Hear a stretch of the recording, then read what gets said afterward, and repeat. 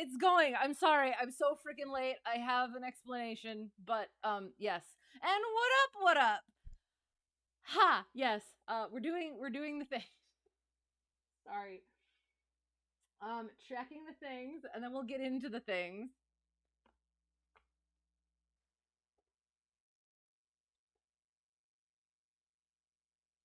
Adjusting. Oh, I should probably do the test thing.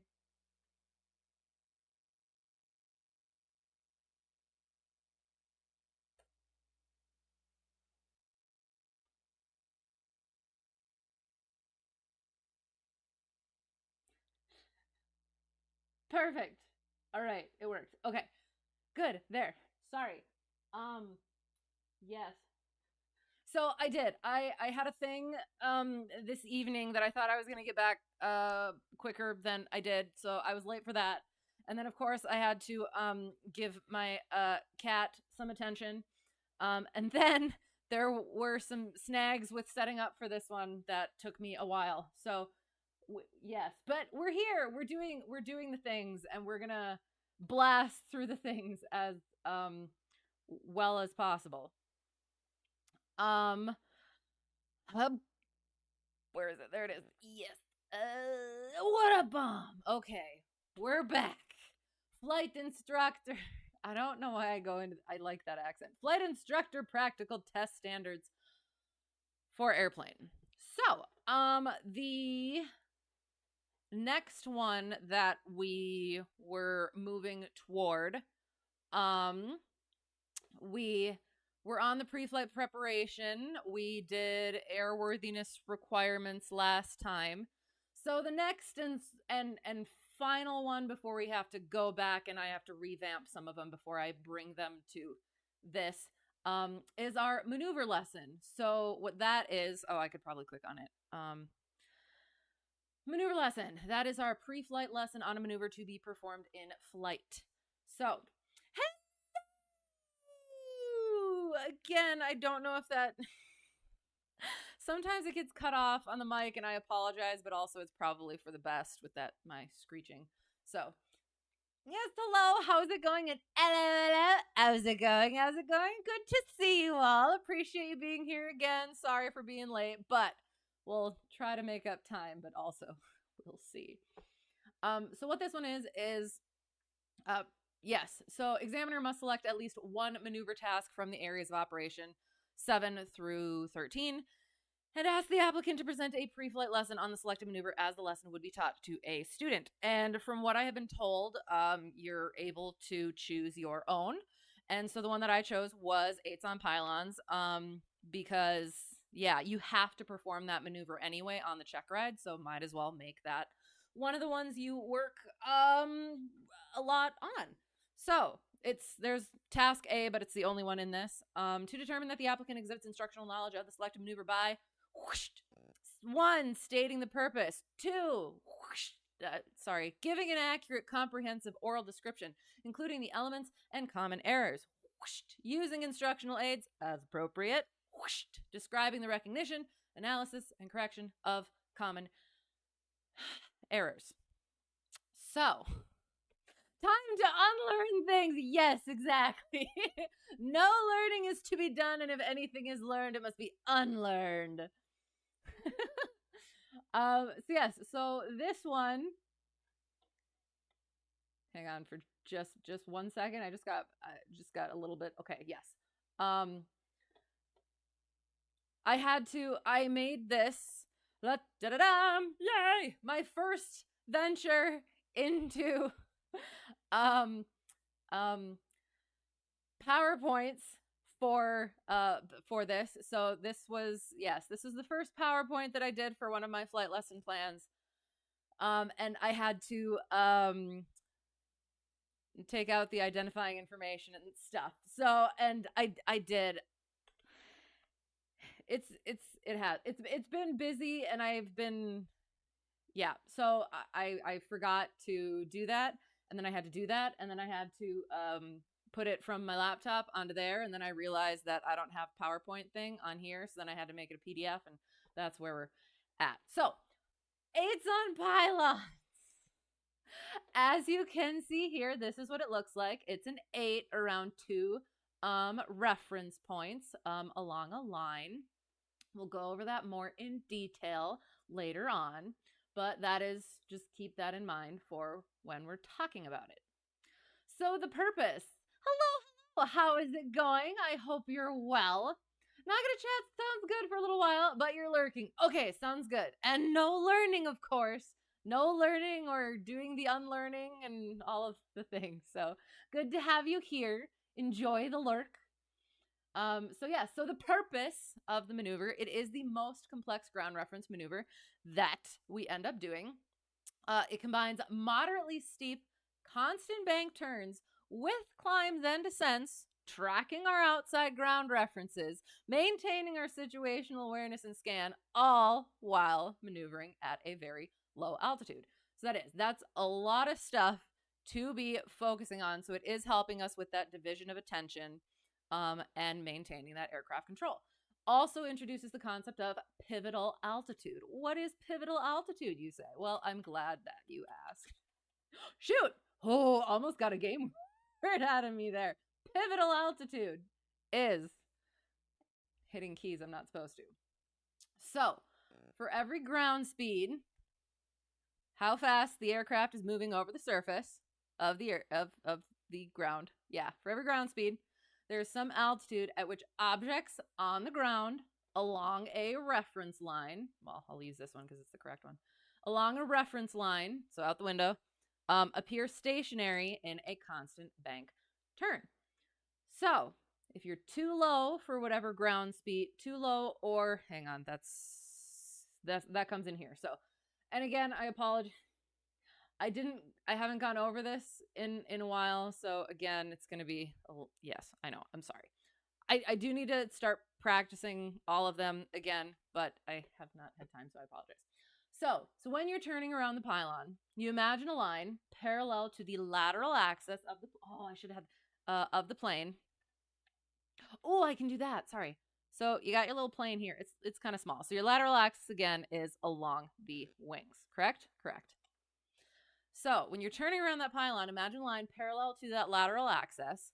So from your eyes, along the wing to the tip of the wing and to the pylon. So you can imagine it like a tether. There's a string along that line to the pylon, and It does not get bent forward or back or up or down. That point going to that reference point, that line going to that reference point, that tether, remains straight and stable. So what happens though is the wind throughout that turn is varying the ground speed. So you have to climb and descend to that correct pivotal altitude. Because if you're too high for the ground speed, too low for the ground speed, that's what your that's where your reference line is going to be, and it's not the point. So it acts, climbing and descending acts as a double correction. So if the pylon is ahead of your reference line, that means that you are above the pivotal altitude or too slow for that pivotal altitude. So when you descend, it not only lowers the plane to the correct pivotal altitude, but it also speeds up the plane, which raises the pivotal altitude to meet you descending. And the same for the opposite. If the pylon is behind, you are below the pivotal altitude or too fast for it. So climbing raises that plane to that pivotal altitude while also slowing down, which lowers the correct pivotal altitude to meet you. Which I found fun when I was researching this. You're just going to submit your watch time of these streams to the nearest F8. No, wrap it up, no. That is absolutely not correct. Disclaimer, below is not instruction or competence yet. And I mean the competence yet. It shall never be instruction. So, that is funny though. Okay, so pivotal altitude. Calculating. It's easiest to calculate your likely pivotal altitude beforehand. So your formula for knots is going to be your ground speed squared divided by 11.3. The plane that I fly is miles per hour, so we will use the formula ground speed squared divided by 15. So during our pre-flight, we can use the METAR as well as the winds aloft of the area that we're planning to do our maneuver to calculate the likely pivotal altitude. So in flight, then, we can use this handy-dandy chart for wind changes as well as to kind of make sure that whatever we're calculating is probably correct. And another thing we want to keep in mind is elevation changes, because this is this approximate pivotal altitude. So if our ground speed in knots or miles per hour, let's say our ground speed is 120, our approximate pivotal altitude is going to be 960 AGL, so above ground level. So we need to make sure, ask me how I know, that we're looking at wherever we're maneuvering versus where the airport is. Because if our airport elevation is one thing, and then we decide to go elsewhere to do our 8s on pylons and the elevation has changed, we need to be making sure we take that into account, because I definitely did that on my friggin' commercial check ride, and I even thought about that beforehand. Don't use the airport elevation, and I still did because check rides are stressful, and that's what happens. But again, keep it in mind. So, maneuver, setup. We're here. This is what we're going to do. Clearing turns. Part of our pre-maneuver checklist. We do our 90 degrees to the left, scanning under that right wing. And then we 90 degrees to the right, scanning under that left wing. And then maintaining our scan throughout the maneuver. We select 2 prominent points, 3/4 to 1 mile apart on a line, perpendicular to the wind. So you can see here, wind is coming this way, line is here, point number 1 is here, point number 2 is here, because we're coming this way. This is our entry, and we're coming around point number 1, point number 2. So again, 3/4 to 1 mile apart. We want them clearly visible during both the setup and the execution. Losing visual at that low altitude can be dangerous. Speaking of low altitude, again, if looking at our ground speed, because it's going to change throughout the maneuver, our pivotal altitude could be as low as 670 or below that. Not too much though. That is a low maneuvering altitude, and you want to make sure that you're not going to lose visual with those, because that can be dangerous. So example, fields, if you got them, those are 1 mile apart. So intersections you can use for 1 mile, or if you have a prominent 3/4 mile point, so one intersection and yeah, that 3/4 mile point, wherever you're going to be able to maintain that visual throughout the maneuver, you can use that. Because you only want about 3 to 5 seconds of level flight in between the points. Otherwise, it gets excessive.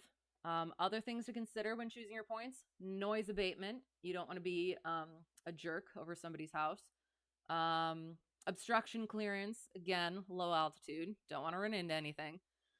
You want your points to be about the same elevation, because a difference of even a few feet can change that pivotal altitude between the points.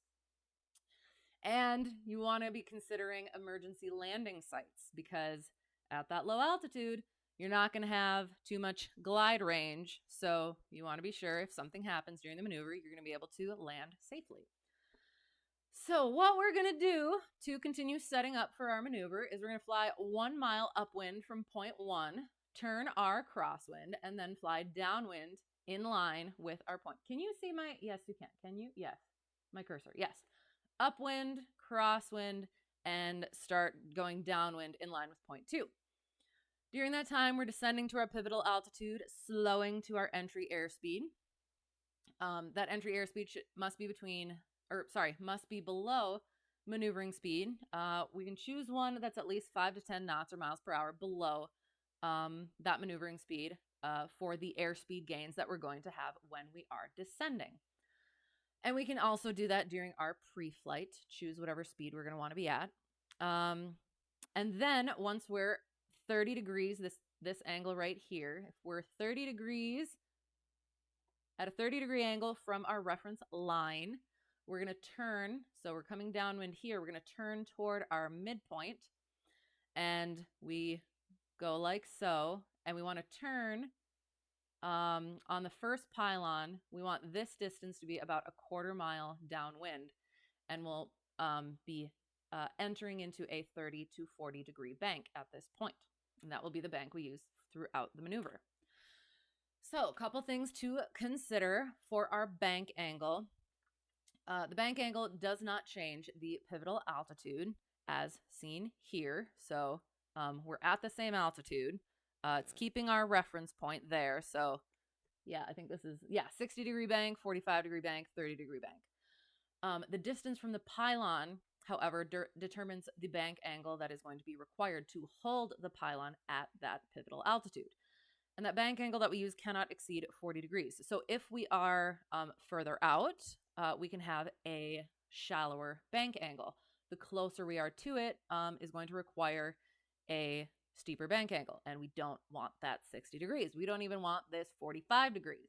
So we want to make sure that we're at that distance, that about 1/4 mile distance, because that's going to give us the best shot of having a proper and sufficient bank angle. And then our reference line. We cannot just pick a point on the wingtip and use that for all circumstances, because, hang on, because that'll cause improper line of sight. I'm sorry, I'm trying to remember what I meant by this. So we have this little thing here. So correct reference point. So we're using an exaggerated example, a tandem airplane. If you're flying from the front seat, eye level along the wing to the tip, parallel to the lateral axis, you're going to have that line of sight, correct reference point right there. If you were to use that same reference point from the back seat, your line of sight is going to be this way, and that's going to be not parallel to the lateral axis. So it's going to result in an incorrect turn. So again, cannot be at an angle to the lateral axis, and it can depend on your seat position. If you're a little bit more forward, a little bit more backward than you're used to, even more up, more down, or you're in a completely different plane. So being aware of all of that, every time you do the maneuver, you're going to have a different reference line. So just making sure that that is correct. So the execution of our maneuver, we have done our entry. We are level here and we get to about here, that about quarter mile from the point. At this point, we are at our highest ground speed because wind is this way, highest ground speed. So therefore, we are at our highest pivotal altitude. And then we start descending right away because we are starting to decrease our ground speed as we're coming into the wind. So at this point, we're at our lowest ground speed, lowest pivotal altitude. Start coming around here, gaining altitude, start leveling out so that once we're here, we are wings level and coming back this way. Then we repeat. High ground speed at this point, high pivotal altitude, start descending, coming here, we're at our lowest ground speed, lowest pivotal altitude, gaining altitude and gaining altitude because we're gaining speed once we're turning back around into the wind, coming level, exiting the maneuver on the downwind. So we're descending and climbing to hold that pylon. Wings are level, climb. Yeah, when we're at our wings level, we're climbing to the highest pivotal altitude, correcting for wind on this part to reach a, again, quarter mile downwind on point 2, just like this one. And with that varying airspeed, we also want to pay careful attention to our coordination and do not use rudder to hold the pylon. That is defeating the purpose of the maneuver. So with that in mind, common errors using rudder to hold the pylon. Again, defeats the purpose of the maneuver. It also leads to slipping and skidding, which at such a low altitude can be dangerous. So don't do that. Uncoordinated aileron or rudder pressure, it's going to lead to a sloppy, potentially dangerous maneuver. Poor selection of points and reference line, we talked about a little bit, causes difficulty successfully and safely, which is the main thing, performing the maneuver. Not maintaining adequate altitude control. Again, that's what we're trying to do is get to those pivotal altitudes for the ground speed. So then that creates a messy maneuver, can also be dangerous. Failure to adequately clear area for traffic and hazards, as always. Don't want to not do that, don't want to fail to do that. And then abrupt control movements. We want smooth,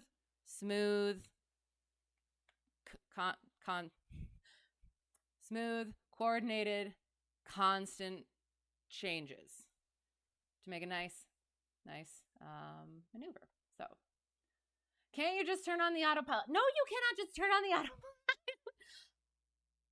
See, I don't know. Are there autopilots that can do that? Are you the only one here? You are not the only one here. I don't know if you're the only one on YouTube, but we got some buddies in Twitch as well. Hello. Good to have you. Good to see you. Mega autopilot mode engaged. Well, because so for certain, like, I'm thinking like skywriting and stuff like that. Are there things like that where you can program things where it does the things? So then could you do something like that with enough BS into the system? Maybe, but it'd be tough. Okay, fair. But again, it's an interesting thing to think about, but it is.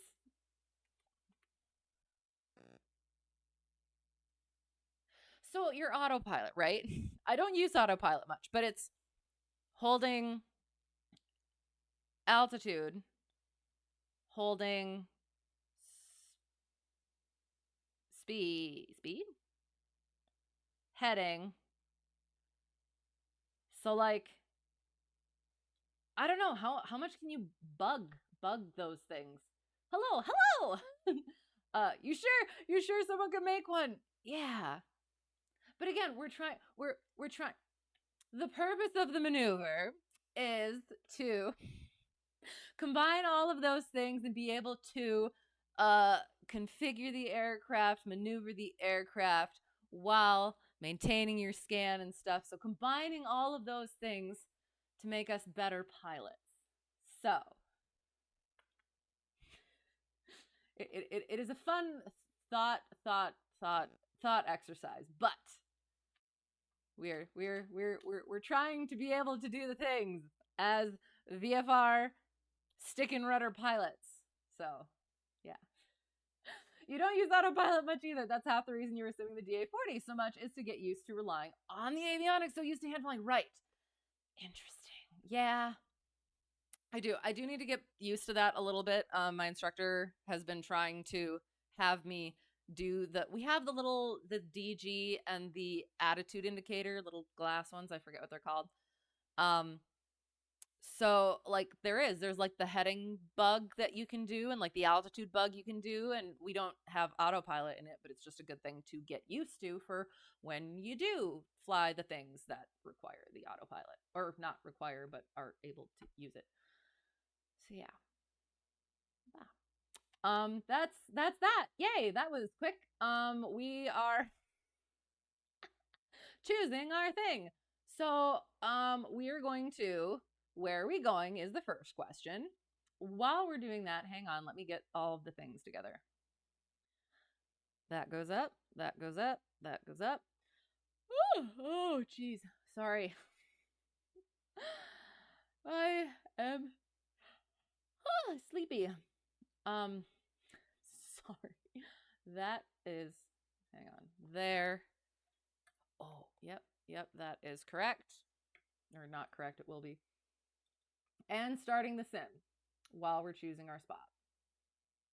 Boom. Oop, and boom. So, where are we going?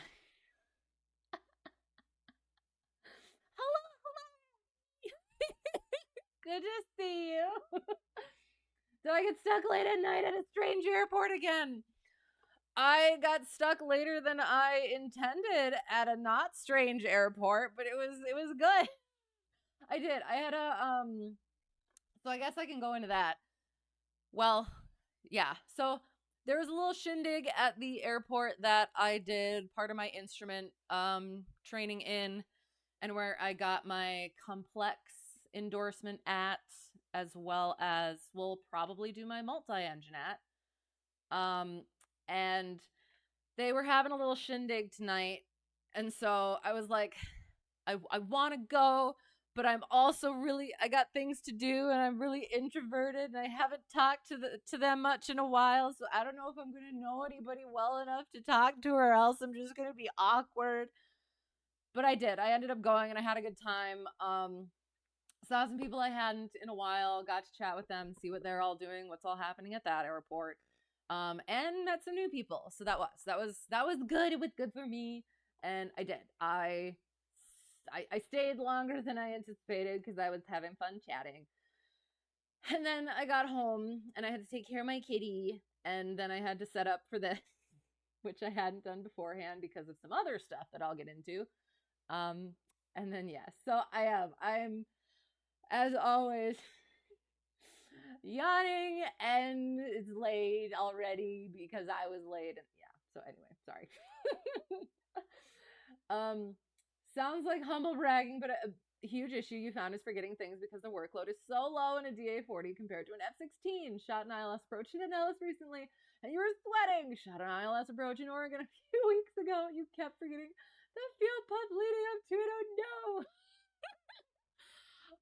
I'm all about a low workload, but yeah, practicing having higher level first is definitely good. It makes things that much easier. Just dropping in briefly to say hello to be a chicken. Hello. I should figure out a voice for him. I don't know yet. I kind of switch it up. So yes, it was good to see you. Thanks for stopping in. And we got the moose heart. How's it going? It is going. It wasn't supposed to be a busy week, but it's gonna be a busy week, and yeah. So how's it going with you? An introvert staying late never. I know. So, like, okay, I'll try and explain what I am inherently an introvert, but I kind of made myself into a person who can be social, because I do like hanging out with people and chatting with people, but again, like my base self is introverted and not very wired for socialness. So yes, I know. It is weird. I'm weird.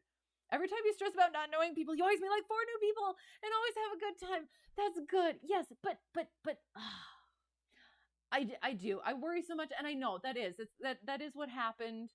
But like, what if that doesn't happen? Because it almost didn't. So like, I did. I walked in, and I brought a little thing, a little potlucky thing, and so I brought it over, and the chief instructor who I did my instrument with was there. And I was like, oh, I know him, so where am I supposed to put these? And he's like, oh, hey, whatever, this, that. And then it was like he was talking to other people, so I didn't want to take up his time. So I was like, oh, God. So I'm going to go try and get a plate of food and then hopefully just probably go find somebody new, right? But then before I could find a plate, I found my instructor for complex, and we were chatting a lot, and then other people would come in, was chatting with them. Some people I knew, some people I hadn't really chatted with before. And then, yeah, and it was good. It worked out, but yes, I do. I definitely get that, the stressing beforehand and then actually having a good time and talking to people and whatever. But I do. I just worry that it's not going to happen. If anything, it's a weakness of yours. You cannot tolerate being bored. Your mind instantly wanders. Always got to crunch something. But that's good, though. When your workload is low, that's when you plan ahead for things. Always be doing something, never be doing nothing, even with what you think is a low workload. Sounds like I'm more of an ambivert. I don't know. Maybe it is, but I feel like it was somewhat of an intentional thing on my part, that I was like, I have to be a social person. And so in order to be a social person, I must be a joyful person to be around and make other people feel good. And then I can feel good. And then just figuring out how to get that out with, yeah, facial expressions and tone and questioning and stuff. So I don't know. You do your best to stay busy, but still, there's always something to do. My the instructor that I was talking about today, we talked about instrument training, because again, I'm going for my CFI. I asked for tips and stuff, and one of the things he brought up was he was doing an instrument training flight, and they were flying, and what he was going to do is just kind of let that person do, let them do, because they are pilots. They should know what to do, all of that. Wasn't going to tell them, are you going to do your C-gumps? Are you going to do this, do that? And the person kept going, and at about the final approach fix, he goes, are you going to start descending at some point? So, and that was one of the things he says, is like, when they debriefed it, it's like, okay, at what point should you have started doing something differently? About this far back, about at the point when you said, this is easy. There's nothing really to do, because you were supposed to be doing stuff. So yes, always doing the things. It was a practice flight, so it was a good learning experience. But yeah, there's always something to do, always something to like redo. Make sure you're doing the things. So yeah, because then it all of a sudden. I remember there being like a chart in the FAQ where it's like your low workload and then your high workload times. So then you want to like do the stuff from here over here so that you're ready in those high workload times. So yeah. Okay, sorry. Where are we going? Where would we like to go? Looks pretty green, which is nice. I'm thinking. So since we're doing ground reference maneuvers, I suppose we could go up this-ish way, where they probably have good ground reference maneuver places. What about this one? I don't know. I was kind of liking this one. For some reason, it feels a little bit Christmassy. I can't figure out why. Either something to do. Oh, like a star. It kind of looks like a star. Yep, we're doing this one. I feel like we've done this one though. Shoot. Whatever, we're doing it. You know, whenever I've said that though, now that I think about it, I haven't seen prior tracks in LittleNavMap, so I guess we'll find out. Yes, let us do it. Sorry, instrument scans, looking for good emergency locations. Yes, yes, yes, yes. Double checking ground speed, fuel burn, blah, blah, blah, blah, blah, you say. It's just there comes a point where you think about something and have a philosophical debate in your head or something. Like, that's absolutely fair. And then sometimes it's like you just want to put on some tunes and just do the thing. So, I mean, for VFR flights, you can do that. For IFR flights, you're definitely probably gonna want to be not doing that. Always something to do. Cross-check, redundancy. Make sure you aren't intercepting the localizer to GPS. Right. Oh gosh, what is it? The $1,000 button or something? Lots of farms. Yes. Fields, like we talked about. So, looking at the thing, I am going to use my winds aloft because again, I haven't gone through the aviationweather.gov stuff, so I don't know how the right. Hang on. I'm gonna save this for a second. You know what? No, I'll be fine. Yeah. I might get into that a little bit later. Leaving nowish. So, there's turbulence. Just kidding. Over there. Wait, where are you?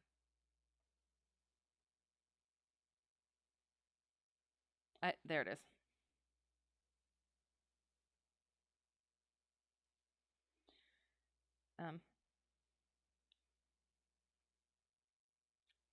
Winds aloft. Let us see. So we are going to manly. I almost thought it said guest on, and I was like, that would be perfect. So we're gonna shoot.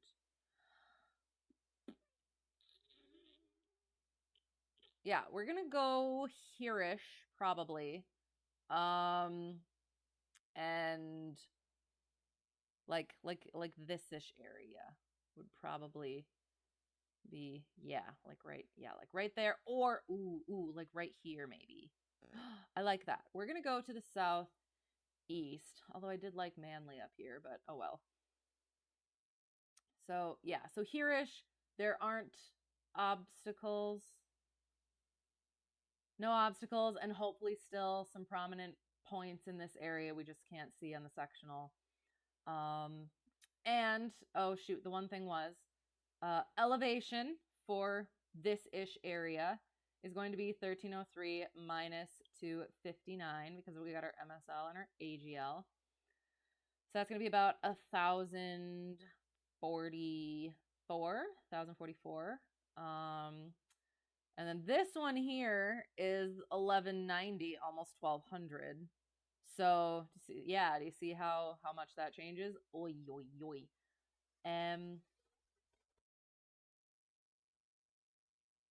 That one, 1160.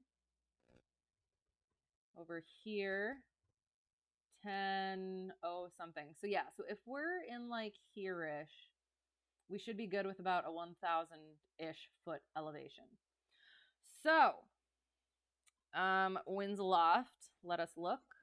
Weather, winds. And we're going to be less than... So first we'll look at the METAR, I guess. So METAR, the Kilo Mike Charlie Whiskey. The 13th at... Yes? Okay. At 0453 Zulu. Let me check. Does math.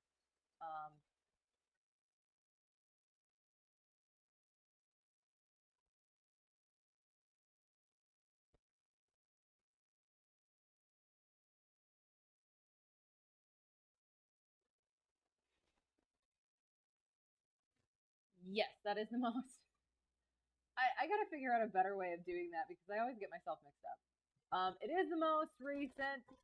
260 degrees at 4 knots. So that's going to be a westerly wind. So we want our reference line to be going north to south, and we're going to be starting. So let's just pretend that this oh god, what is it called? The latitudes and the longitudes. That line, it is not a line, but we're using it as a line. So we're going to pretend that's our reference line. We're going to be coming up this way, and we're going to be flying downwind and doing our 8 like this. Can you see my cursor? Yes, you can see my cursor. Yes. So that is what we are anticipating. At 3,000, the wind is 280 at 13. So, should we do some math? 4 knots. 4 knots and 13 knots added together is 17. So between 8 and 9 knots to add to our ground speed. So about 109, 110 for our thingy. For our ground speed, we're going to anticipate. So we'll do 109 times times 109 divided by 15 because we're in miles per hour, and now I realize we're in knots for this one. So hang on. 109. Since the plane that we're flying in here is oh shoot, hang on.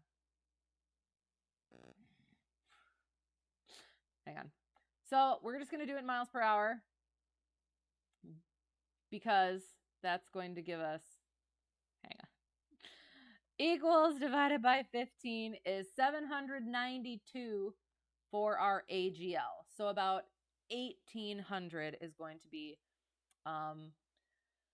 our starting pivotal altitude. Yes. Excellent. 1,800. I need that. Sorry. Zulu is +5 East Coast, +6 Central, +7 Mountain, +8 West Coast. Right. I always get mixed up trying to figure out. So from this, it's the 0453 or 53 Zulu. I always do something different with it. Either I count backwards or I count forwards from one thing or another, and then I get it mixed up. But thank you. Yes. Yes, 1,800. It's going to be our pivotal altitude. We know about-ish how we're going to do the thing. 260. Figure out what runway we're doing. Shoot skis. I don't want to do that. No. Pressing all the wrong buttons. Okay. Runways. We have 12 to 30 and 18 to 36. And since it's almost direct,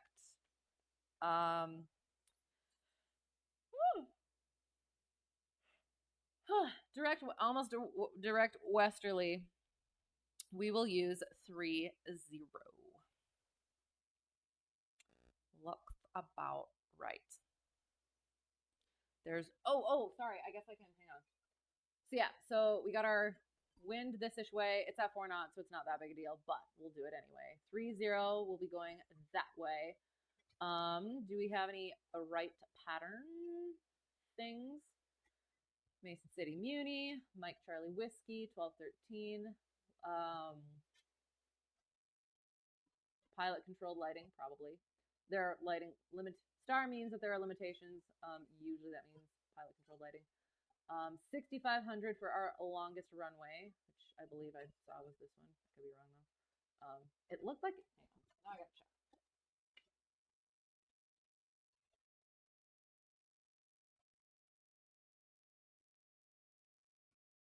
What have I done? Oh, thank you. Now you've gotten rid of all of my stuff. There we go. Never mind. It's fine. Runway. Oh, so this one, that's what I thought. Okay. This one is the longest one. That's a 6,500 feet. And according to this is about 5,500 feet. So that's good. We have enough there. We're taking off this way. So we'll be a left turn, downwind, departure to the southeast. 123.0 for our CTAF and no RP. So we are good. Ooh, foxy. All right. Into the sim we go. I need that. Trying to get things out of the way. It's all things I need. Haboo. Oh. And then I'll throw that thing in there. For anyone interested. Perfect.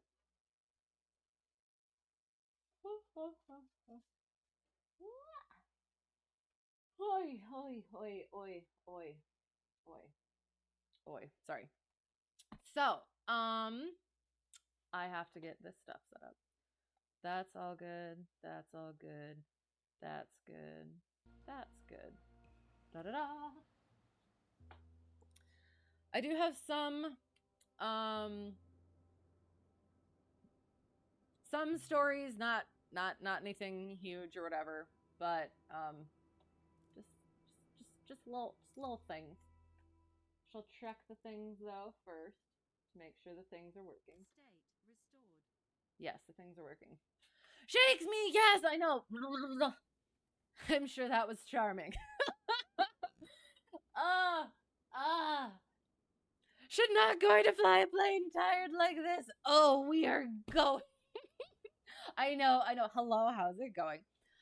I do. I do take that into consideration for my proper flights, or not take it into consideration, but do it for the proper flights. But in here, we good. So should touch down my bed. I know. We will. We'll try and we're doing ground reference maneuvers today.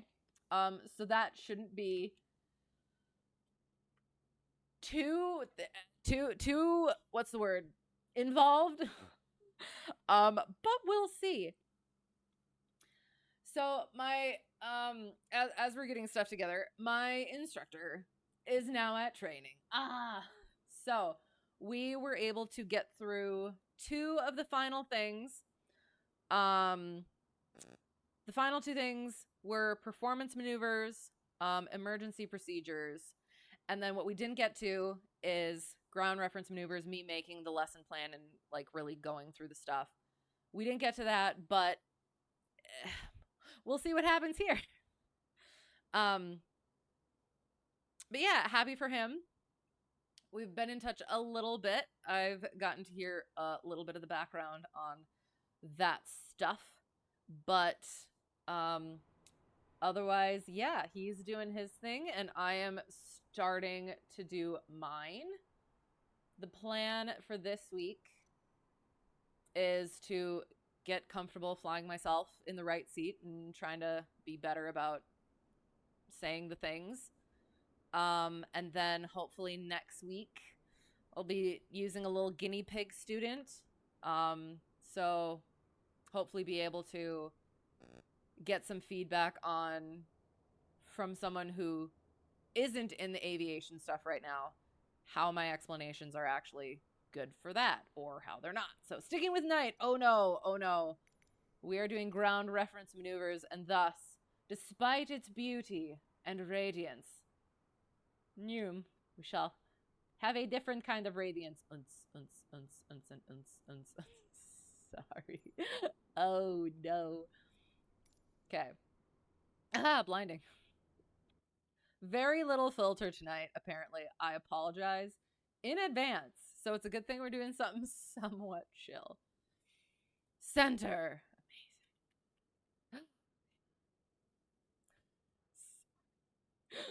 Amazing. Yes, exactly. Oh, by the way. Okay.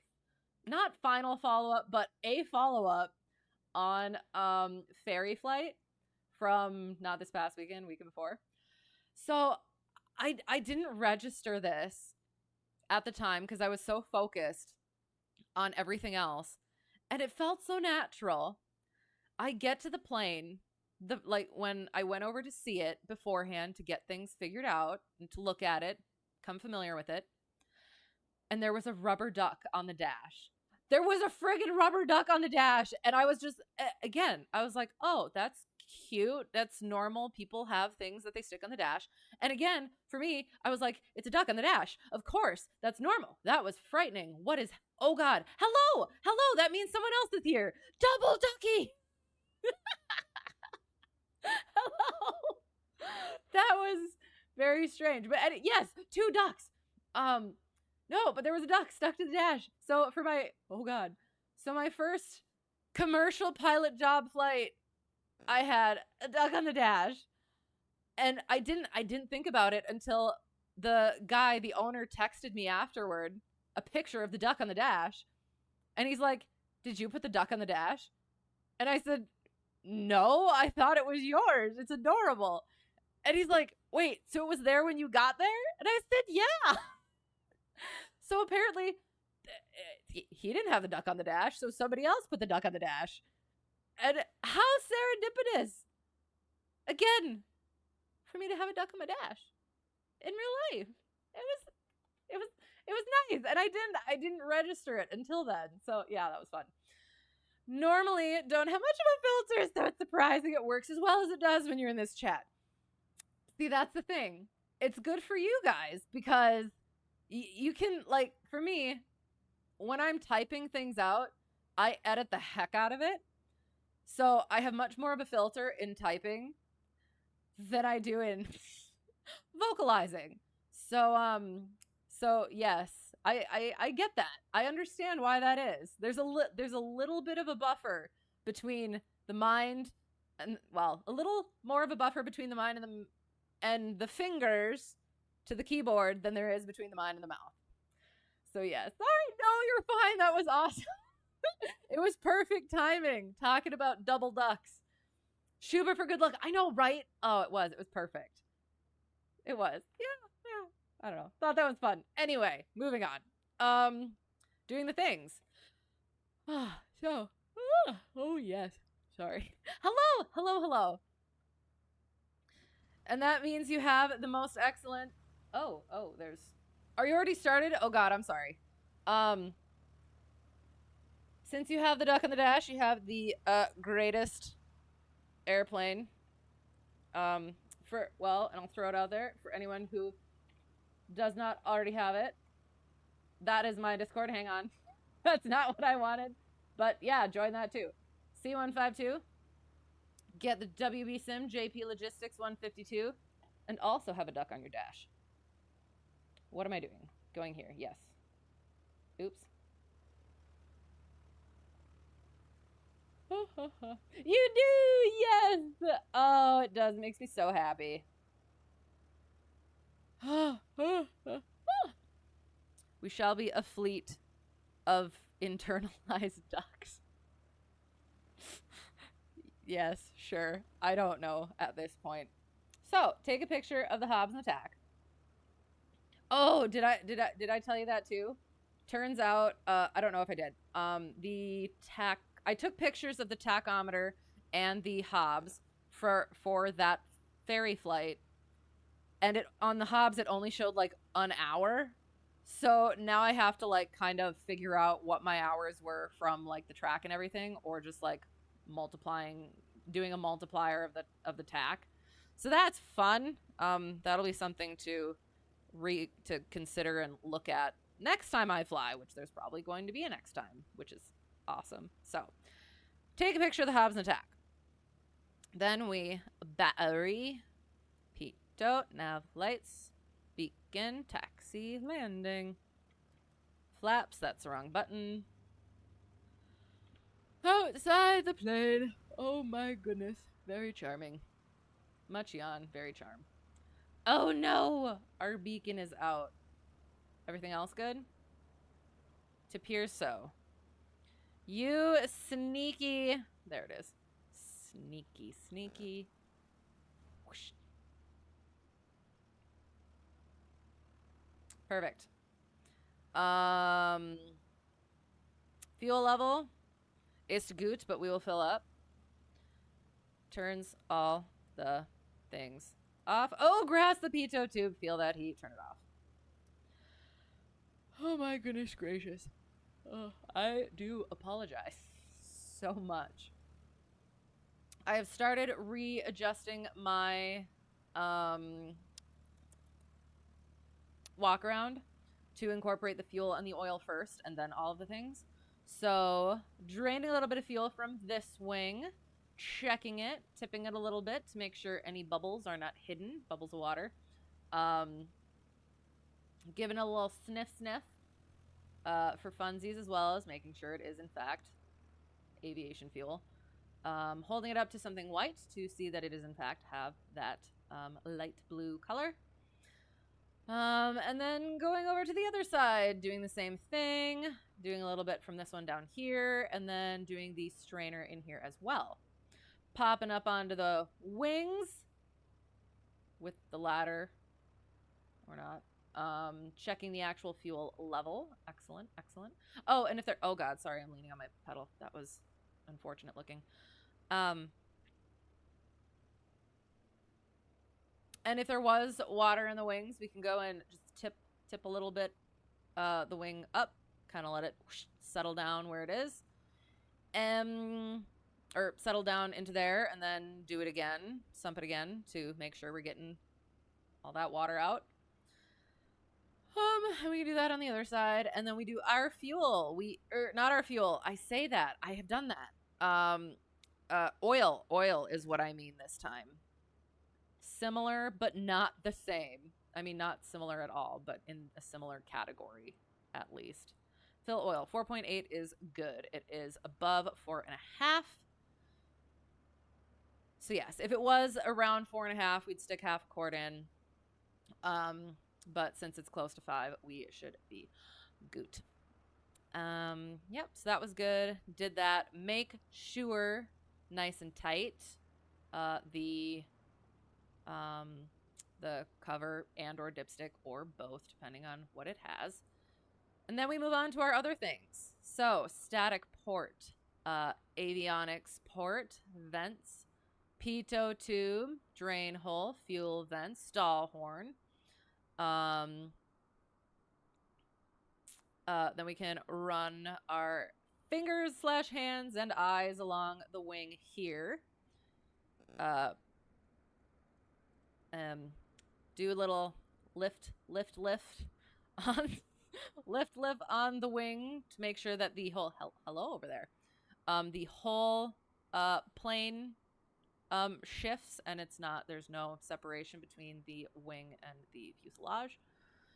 And then we lift our aileron, make sure in the cockpit that's doing the right way. Checking all the screws, wiggling those rods, make sure they have a little bit of movement. Same thing on the flap, checking those connections, wiggling the rod. Checking the tire, could do that from over here, but as well as looking for any fluids. Antennas, baggage door if you got one, elevator. Oops, I pressed a button. Hope that didn't do anything. Lift that up. Also check to see if the yoke is moving the correct direction. Check those connections. Rudder. Give that itsy bitsy wiggle, not too much, and then lift up and down to make sure it's connected. Same thing with the elevator on this side, as well as the trim tab. And then you can do this side, chicken. This is your side to do. So yeah, doing the things and doing the things. I'm sorry. Yeah, checking the vents. And then we move to the front of the aircraft.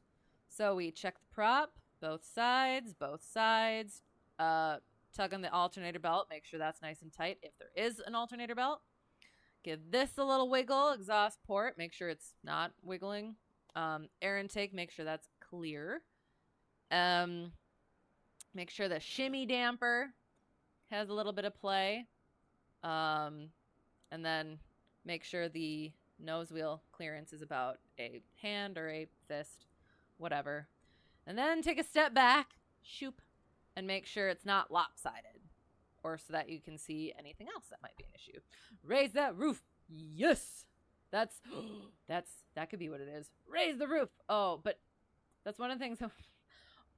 One of the main things that my complex instructor talked to me about today was when you're instructing, your students are going to do exactly what you say. So, saying something like that might actually rip a wing off. So, I will use that for more experienced students who, yes, know not to actually rip the wing off at the root by raising that roof. Raise the root? No. Okay, sorry. Yes, anyway. So, well, actually, we're going to fuel up first. Shoop. Fueled up. Checked all the things. Hello. We're getting there, sorry. Final walk around all the things. Make sure you didn't leave anything anywhere. All good.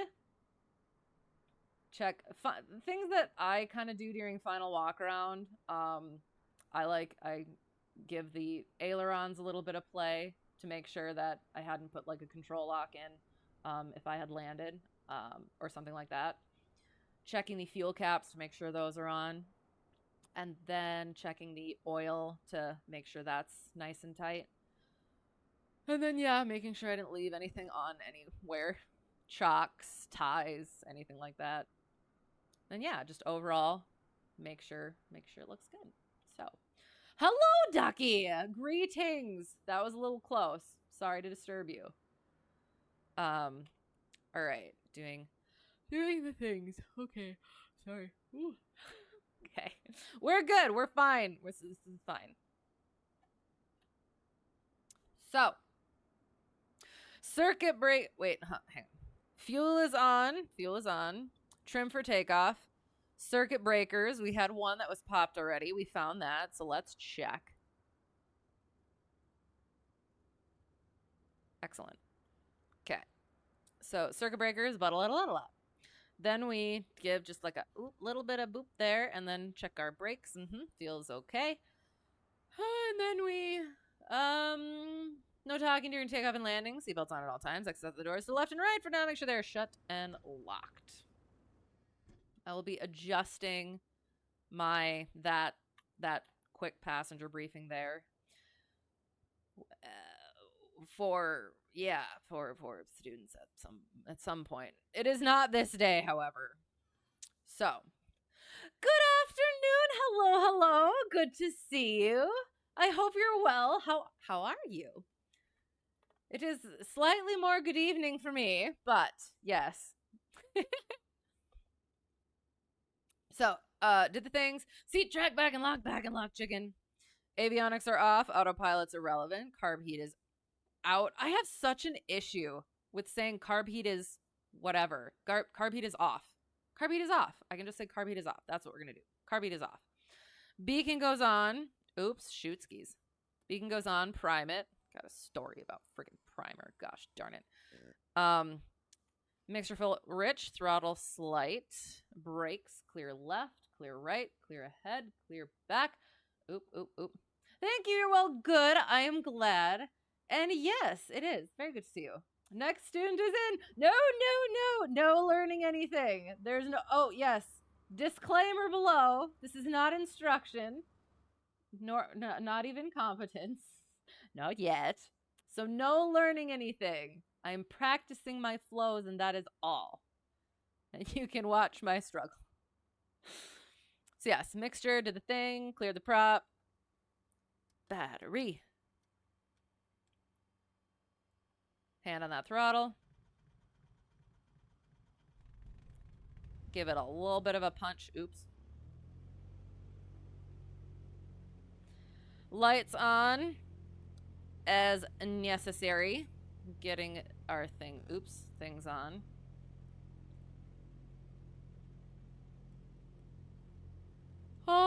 of the, oh goodness gracious, things. Boom, nailed it. All right. Weather. Let us do the checksings. Kilo Mike Charlie Whiskey, 13th at 0453 Zulu, still most recent, automated. 260 at 4 knots, 10 statute miles clear, minus 8 degrees Celsius for temperature, minus 14 Celsius for dew point. Altimeter 3054 remarks AO2 differentiates precipitation. Sea level pressure is 1035.7 millibars.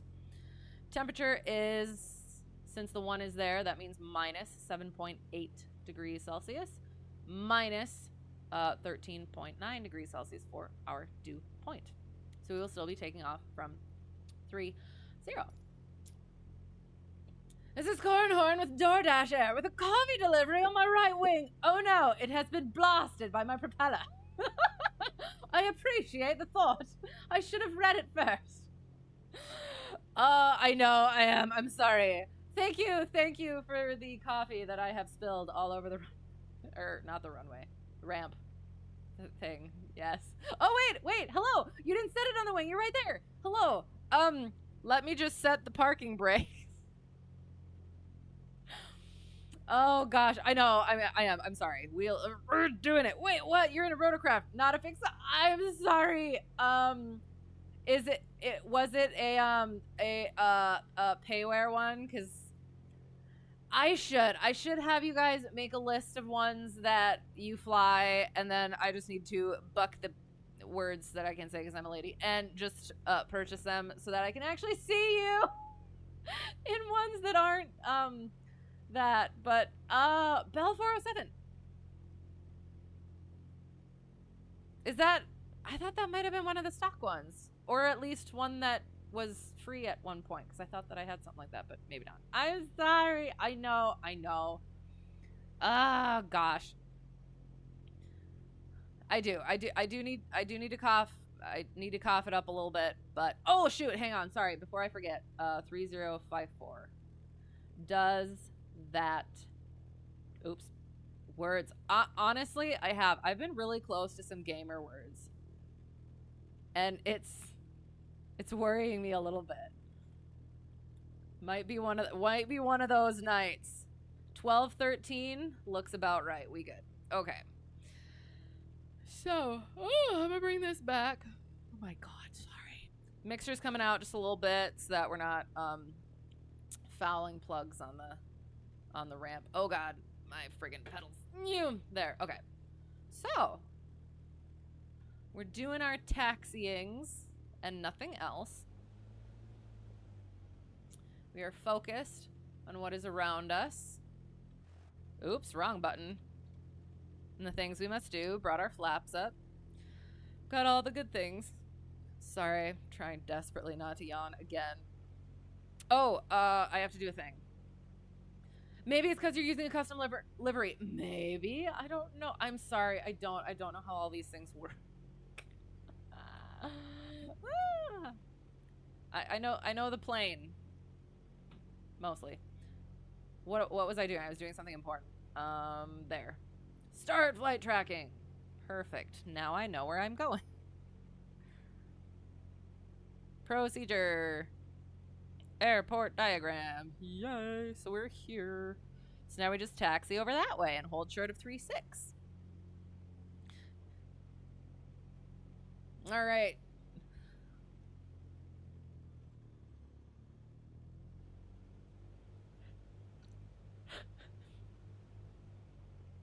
Shoot, I heard a thing. I read a thing, I think.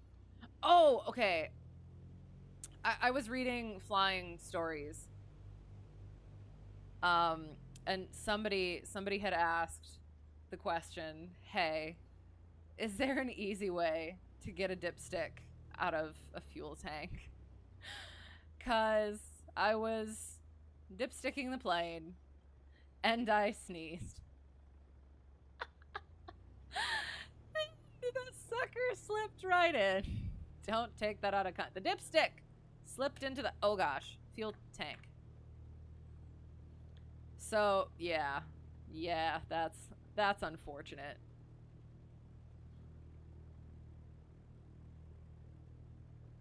Wiggle, wiggle, wiggle. Oh god, I'm going a little fast. Going a little fast. Checking the things, making sure our rudders work properly. DG is working. Airspeed looks good. Attitude good. Altitude. Vertical speed indicator. Most excelente. So, ooh. We'll do the little run-up conga.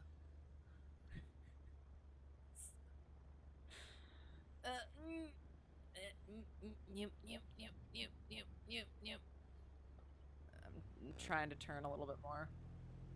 Oh, hello! Oh my god! Oh my god! I see it! I see it! I see it! I see it! I see it! I see it! Hey! Woo! So, what did you change? Hello there! Super run-up conga. Oh my god!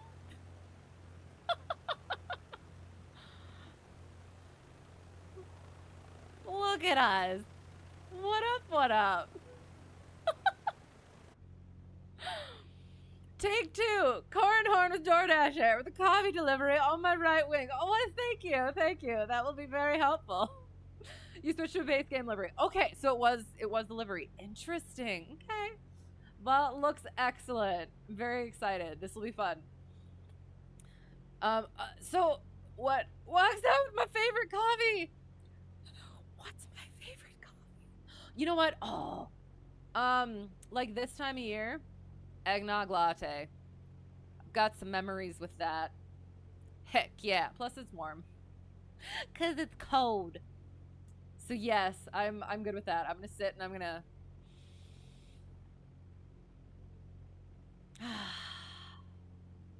I can feel the caffeine. I can feel the caffeine working its magic now. Hopefully. We're gonna get it. We're gonna get it. So thank you. Oh, thank you. By the way, I still could use some extra volume on my mic. Oh no, really? Shoot. Well, it might be just hang on.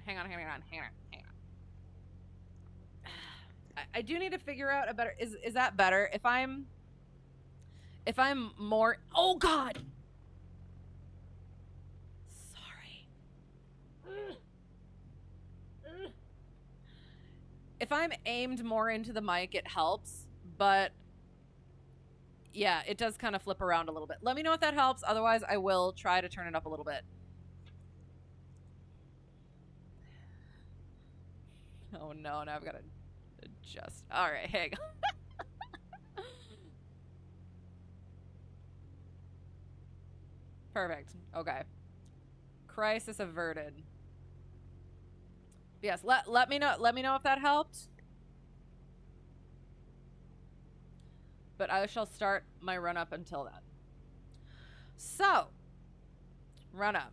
Fuel is on. Trim for takeoff. Bringing this back just a little bit. For takeoff. Flight controls are, hello, free and correct. Looks back, free and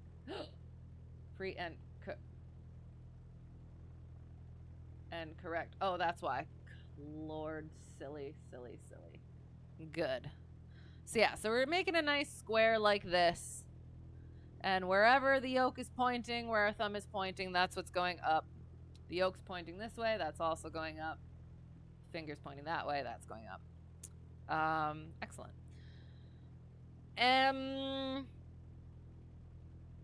Check. Primer is in and locked. Mixture is best in power. Bringing that in a little bit. Brakes are set. Good like so. Carb heat goes out. Watch that drop. Excellent.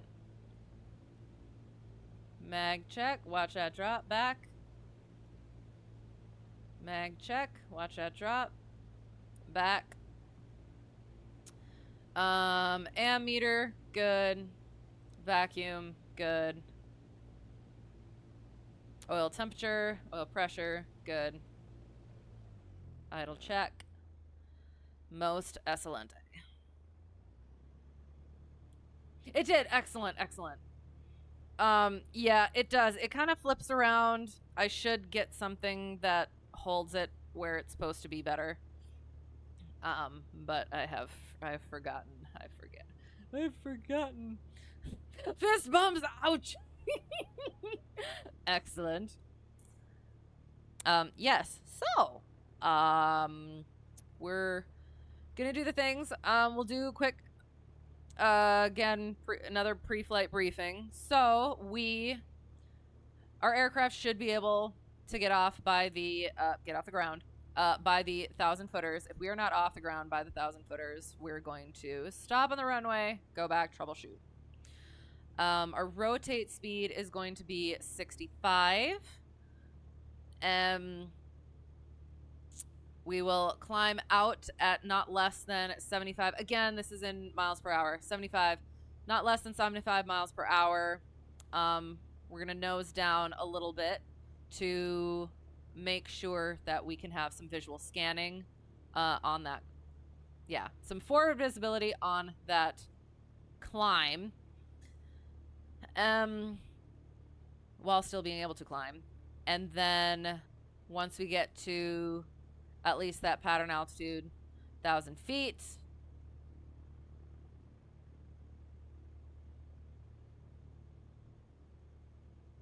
yeah, then we can start adjusting things.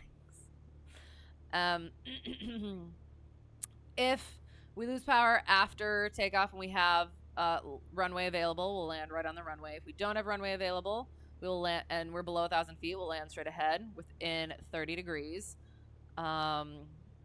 If we are above 1,000 feet, we will consider making a turn back to the runway. Actually talked about that a little bit today as well, and heard a little bit more about somebody that I actually know who did the impossible turn. So I may talk about that if I remember a little bit later. So again, above 1,000 feet, we'll consider making the turn back to the runway. If conditions do not favor it, we're not doing it. We'll land just how we would if we were below 1,000 feet, or if it's just like instead of the full 180 degrees, might just go off maybe 90 degree. Otherwise, yeah.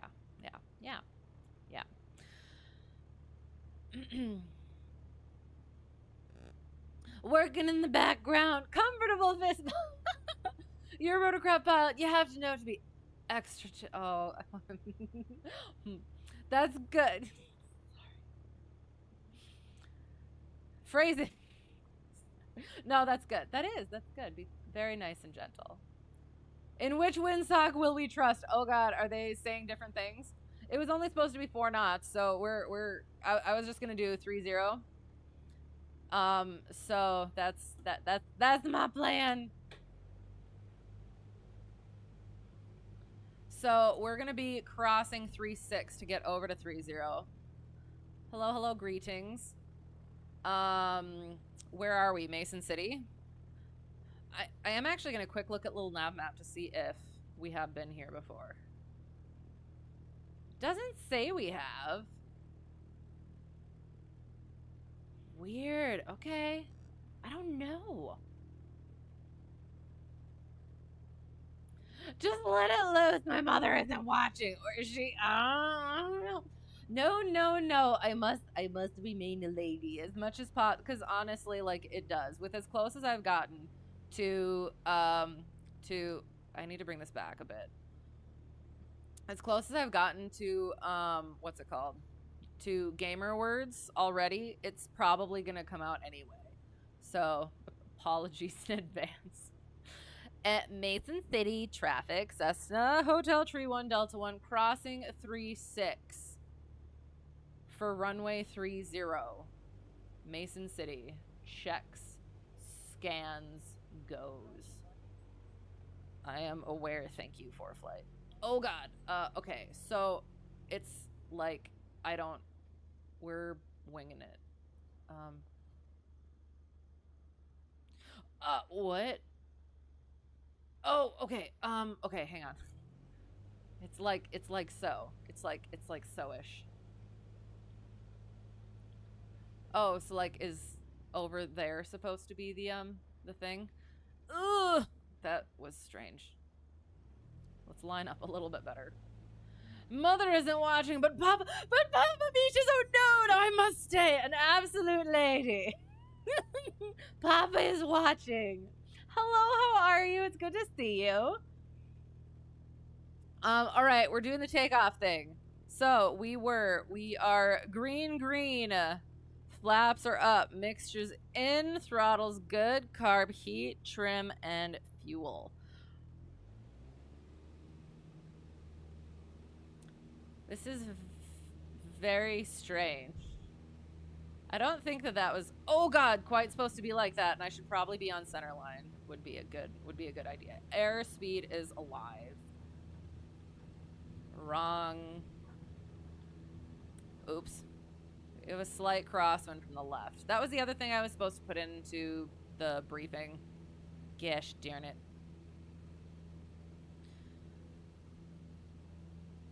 So I was able to, I did my first, like, sort of right seat, not the entire right seat solo, not first right seat solo flight, but first, like, doing all the things myself, since, again, Instructor is now at training. And I got to do some crosswind practice, and that was interesting. So we are looking 500 feet, so we check our things again. Green, flaps, mixture, throttle, carb heat, trim, and fuel.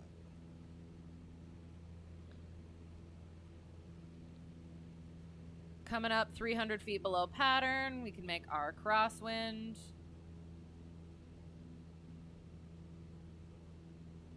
Oh, and you know what? Oh my god. You know what else I did? I did our crossing call that we were crossing the one runway in order to get to the other runway. And then I did not do my departure.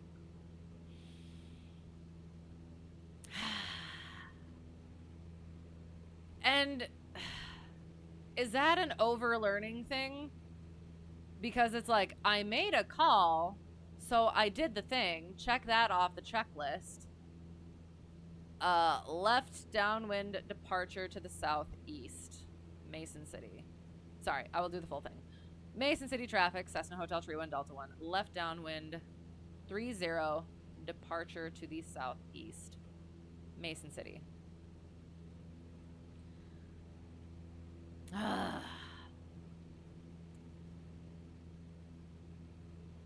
Things to think about. You're doing fine. Good. Much less critical than you have to be. No. I know. I'm just doing the silly things. So, yes. It is. It's good to see you. I'm glad you're well. And apologies for my inaptitude. Still, not because you're critical, just because. Just general apologies. It's late. I'm sorry. So what we figured out, so hang on. So starting. So we're doing ground reference maneuvers. What those are good for is we are maneuvering with reference to a fixed point or points on the ground for all of them. And we are figuring out how to developing our skills with maintaining our position and relationship to those points on the ground. And that helps with division of attention, so maintaining that sight and positioning of our point, as well as maintaining our scan throughout that maneuver while we are maneuvering. Our attitude is changing throughout those maneuvers, so that helps us also develop better control of the aircraft. And a lot of that has to do with wind correction. So that helps us figure out the relationship of wind plus ground speed. Hello. I saw a shadow. So relationship of wind as it relates to ground speed to our angle of bank and or for our 8-7 pylons when it comes to pitch. So, yes, our attitude with relationship to how the wind is affecting us. So I guess, should we do our 8s on pylons first, since that is what we talked about on the ground? I guess we could. Let me make sure we're going in the right direction. We are. Excellent. So we are flying. We'll stay at about 3,500, because our maneuvering altitudes for these maneuvers are around 1,000 feet for 1,000 feet AGL. Pretty much all of them. For 8s on pylons, as we figured out, it was about 800 feet for our highest maneuvering altitude. So, hello! Greetings! Whee! You're going so high! Oh, you do think it's curious I fly with my emotional support chicken on my lap? Yes. Your IRL daughter streams with her emotional support stuff. You think it's a tater tot? That's adorable. That's so cute. Well, I mean, he started out as my mic stand, but he did become so much more than that. He's very cute. I do. When... What? Are you inverted? Oh, no, you're flying. Okay, that's why it looked different. Wee, hello. Yes, for the, I have noticed I do end up holding him and playing with him. I am a little bit fidgety, and then definitely not maintaining our altitude, my bad. And then, yes, especially when we do, like, the horror games and, like, stories and stuff like that. Definitely general support. And then, yes, probably emotional support as well. I love that, though. Engineering hat on, always consider the worst case, yes. Think emotional support tater tot is a bit of a stretch, so in contrast, the chicken is looking fairly normal. I mean, I'm IRL emotional support tater tots. You do something else with that. Dip them in ketchup. Munch them. But no, because you know what? If you think about it, it's nice and fluffy and warm, with just a little bit of crispiness, which gives it some character. So that works. But I'm glad chicken is normal. Gotta go to your next game. Sounds good. Bye-bye, and my chicken. Have a nice evening. Yes, thank you. We will. It was great seeing you. Hope you have a great next game. Hope to see you again soon. We're potentially going to be doing Christmas games on Sunday. I would like to. It's like the last day that I could do it. So, yes, hopefully we'll be able to find something for that. But otherwise, we'll be flying again on Tuesday, barring changes. So, yes, until next time, au revoir. Have a great evening for you as well. And all the good things. Hello! How is it going? 30. It does. Okay. It looks like you're an inverted plane when you're at a certain place in view. I'm sorry. Okay, so ground reference maneuvers. We did the things. Are we doing the 8s on? I kind of want to not do the 8s on pylons first, but should I do the 8s on pylons first? What should we do? Get the big one out of the way. So we calculated our altitude for 8s on pylons as being 1,800 feet MSL. 800 feet. Our highest pivotal altitude, our starting pivotal altitude, 800 feet AGL, and therefore we also calculated in this area That'll translate to 1,800 feet MSL. We are, before we start anything, sorry. Oh, shoot. I need to turn this off. There. Sorry. Okay. All right.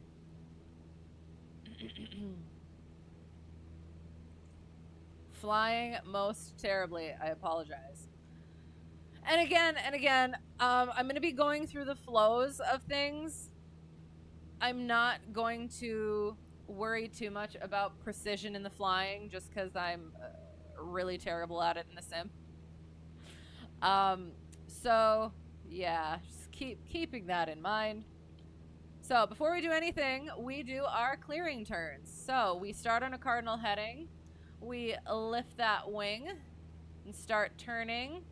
Hello, hello. Yes.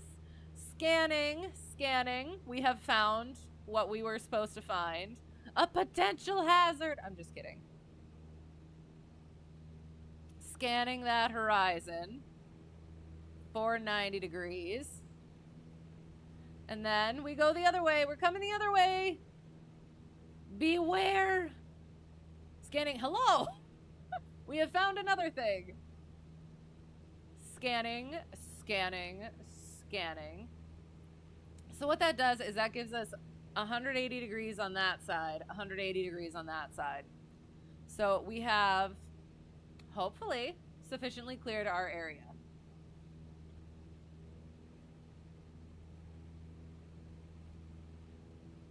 And we want to, again, make sure we're maintaining that scan throughout the maneuver. We also looked at potential obstacles in this area, and there don't appear to be any at our altitude, that will be at our altitude. So that'll be good. I am seeing a lot of really excellent potential points here. See these? So, you know what? We're going to use this one. We're going to use this one over here. So this one that we're coming over right here below us is going to be our point number 1, because we are currently flying downwind. We're going to turn back to do the upwind. So we're just going to make a little rectangle here from our point number 2.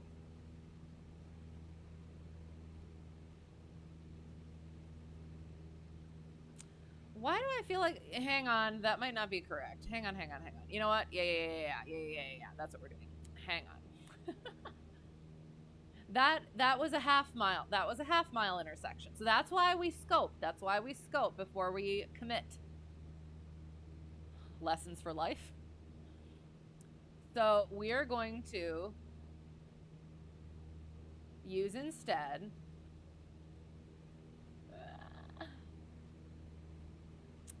these 2 intersections here. So you can't see that, sorry. So this is our point 2, this is our point 1. We're gonna fly up here. Hang on.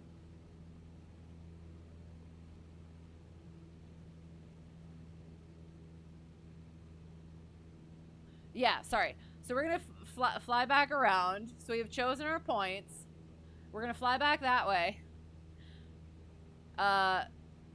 In an upwind, do a crosswind, do a downwind, so that we can set up for the maneuver, get ourselves situated, and then start the maneuver coming in like this.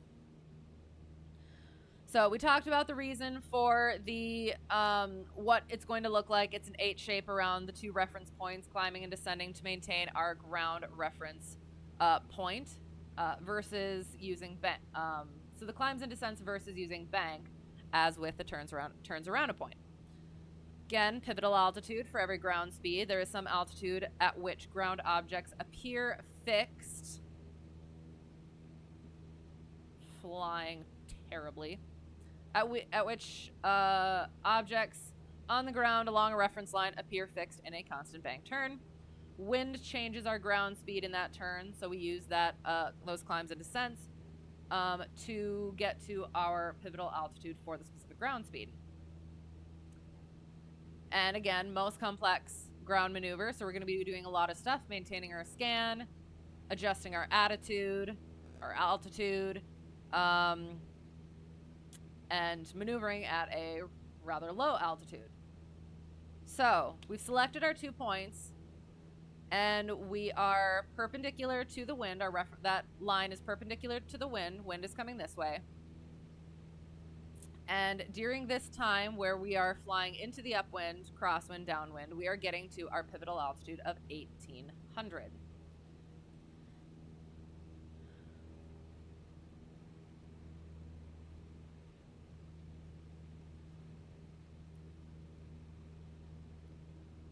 Oop. I will try to make the trim button behave.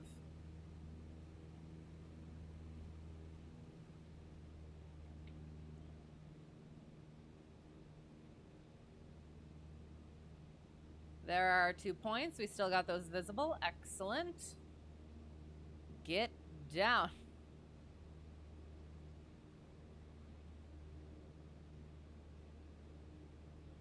As always, I promise I fly better in an actual plane.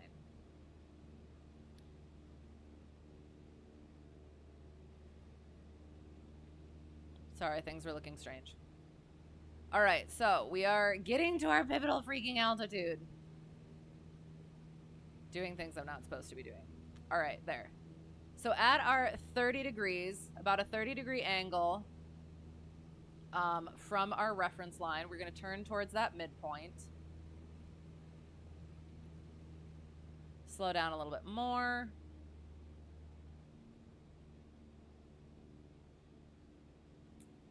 Highest pivotal altitude, highest ground speed. 30 degrees. Midpoint. And again, that should get us, once we get a beam, that point in the downwind. So downwind of the point, we should be about a quarter mile from it, and that is when we can start our turn. Banking between 30 and 40 degrees.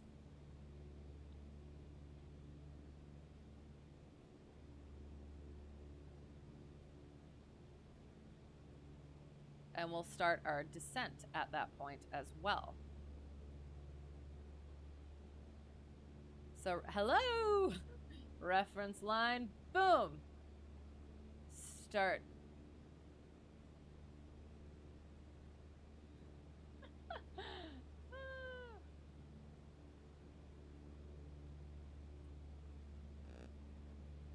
So if you saw that right there, I actually came in below, hang on. Yeah, below my pivotal altitude. So that's why we had to climb a little bit at first. And then we were abeam that reference line.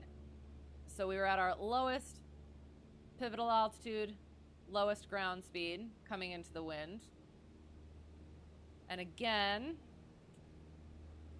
let ourselves get a little bit too high. So I had to descend again, and now we are coming around our point, climbing back up to our highest pivotal altitude, coming into wings level to fly between our points, correcting for wind to get a beam that point over there at about 30 degrees angle to our reference line.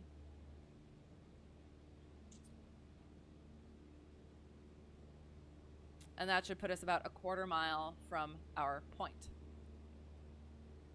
So again, I'm going to try and get to our proper pivotal altitude here quick.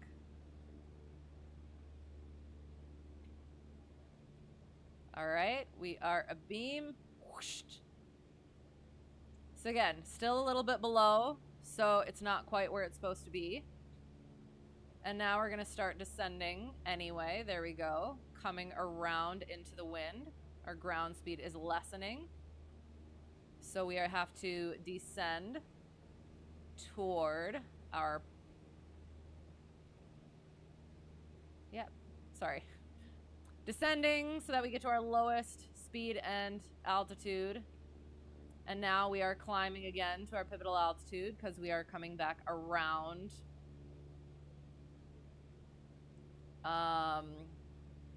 into the downwind. Got a little bit high, so descending just a little bit again.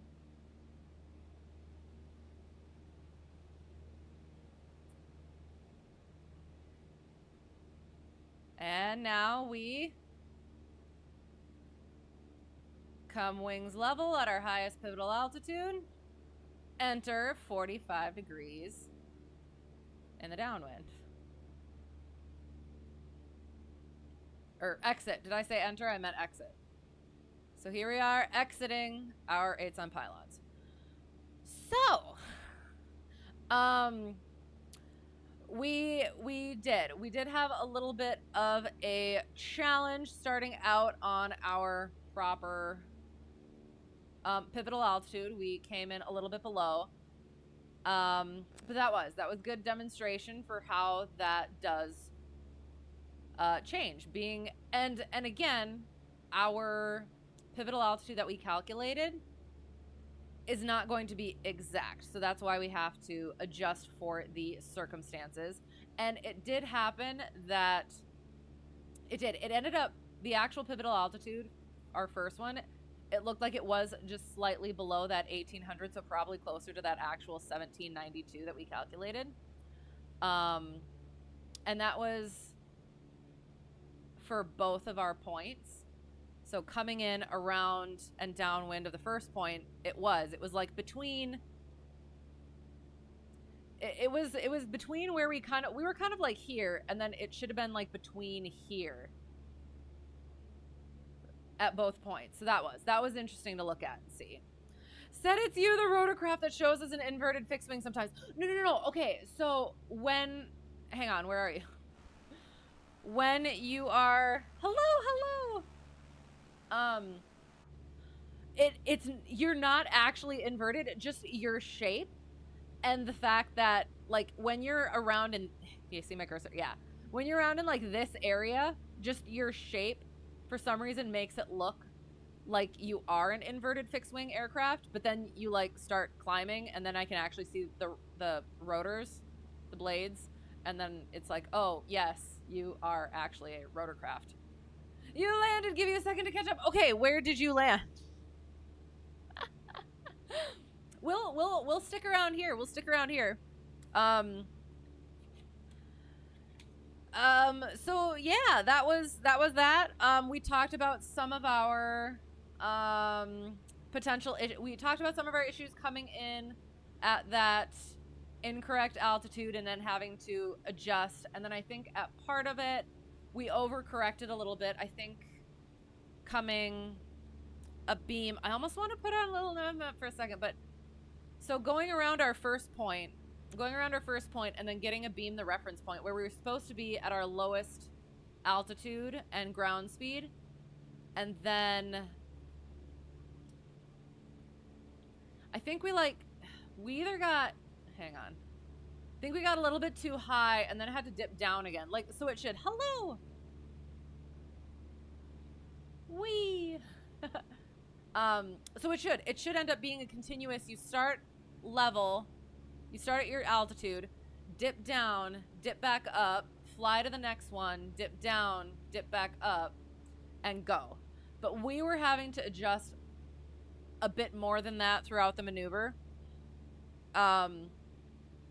So yeah, doing better is definitely better, but we adjusted as necessary. I think we chose some pretty good points. They were prominent. They weren't had no noise abatement things, obstruction clearance or obstacle clearance. Nothing that I could see there or that showed on the chart. Elevation was the same. It was 2 intersections, so that's good. And then emergency landing, we could have landed on the roads themselves, in the fields, so that was good. Losing visual with the points. There was a moment I did notice that my wing, I think we were a little bit far from the points. I think we got a little bit far from the second point, and the wing did dip down and cover the point up a little bit. So We didn't let it fluster us, and we got it back, and it was okay, but keeping that in mind. And then excessive, I was gonna count our, hello. That is definitely an inverted aircraft. That was awesome.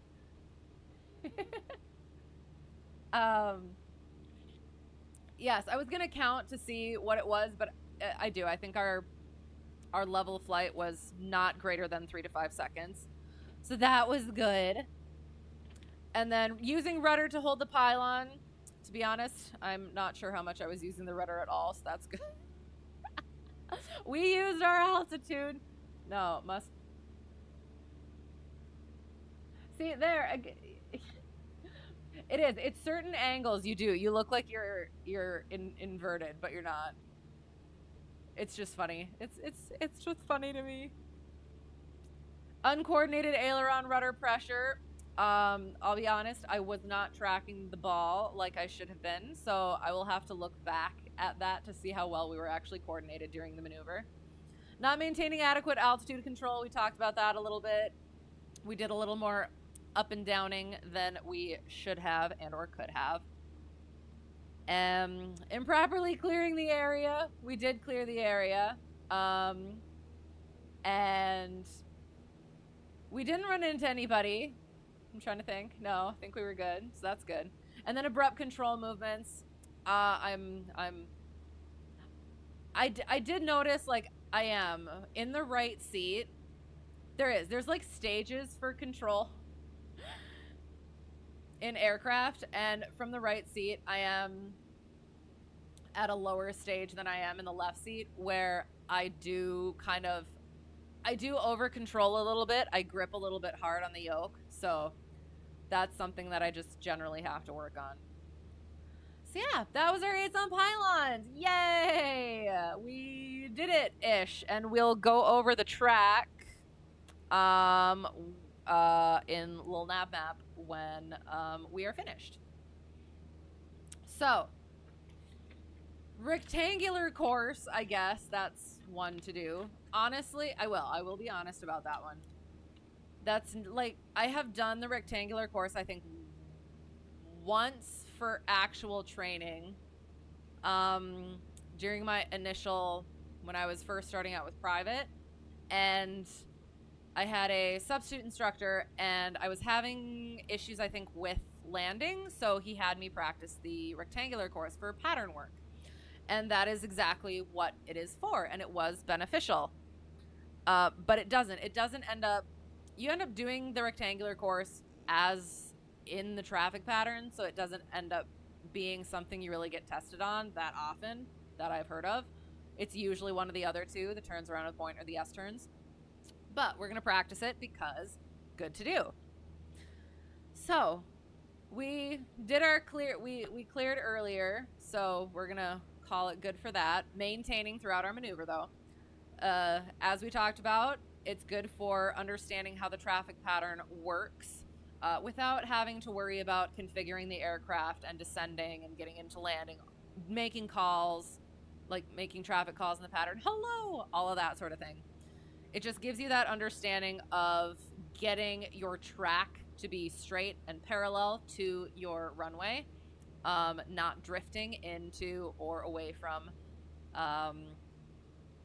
that point. And then figuring out, getting to a point where you're getting your turns nice and safe and appropriate for that phase of flight. So how we're doing this is we are choosing we're choosing a prominent rectangular reference. I read one that was about like just using like a field that's like 1 mile square, or you could do 1.5 miles a mile. The one that I did with that instructor though was a full mile and 2 miles, just to give you that a little bit more space for it.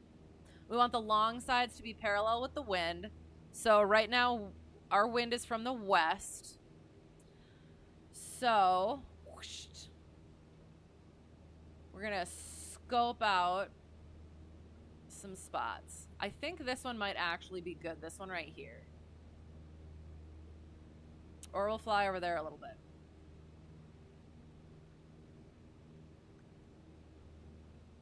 We're just making our way, finding our space.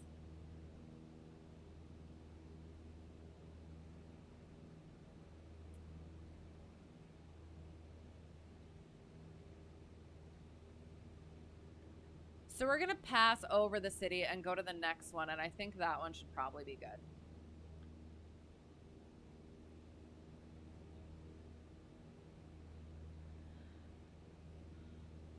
So, what we're doing is we'll go ahead and start it, I think, because I think that's gonna look good. There is a little bit of a dip in that road, but we will take that into account. So we're gonna voop up just a little bit this way so that we can start on the downwind, 45 degrees entering.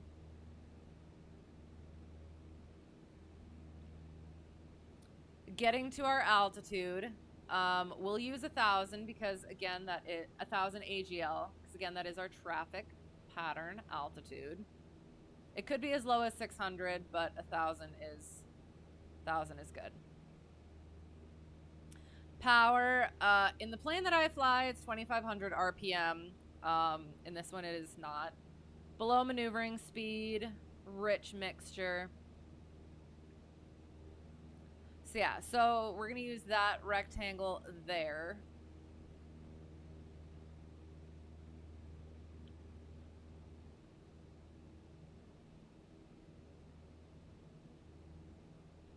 And we're kind of gonna hope for the best. So we're, again, flying 45 degrees toward the downwind of the runway. Again, wind from the west.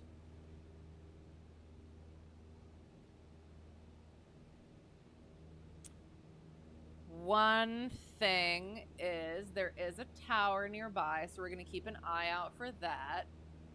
It shouldn't be within our area, but we will keep an eye out.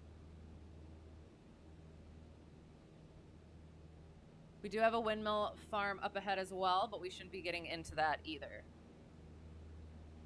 So, gosh darn it.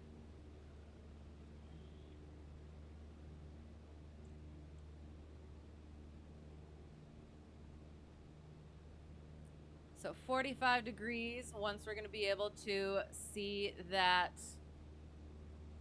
making sure we can see that rectangle out the window.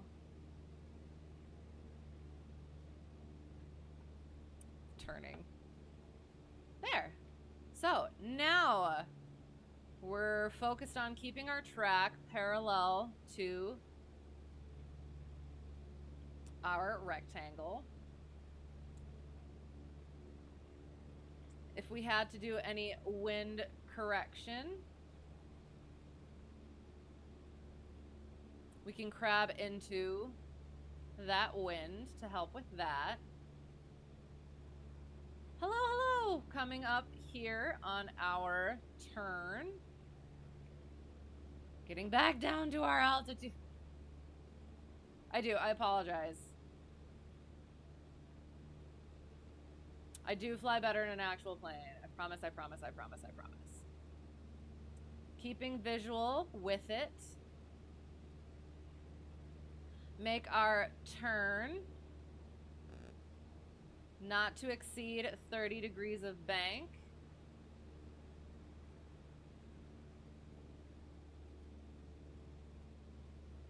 Not adjusting our altitude. Keeping us where it's at. Back on our track. Maintaining our scan.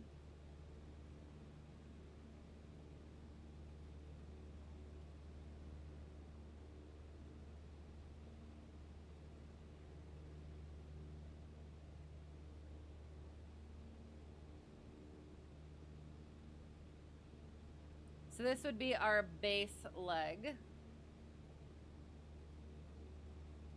of our pattern.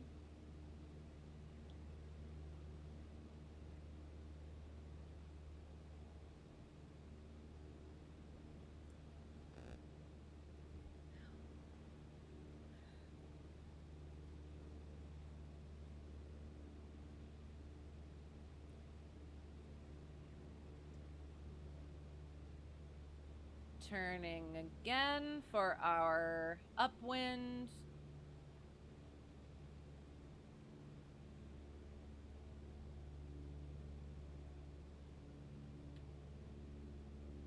Gosh darn it. Not increasing our altitude.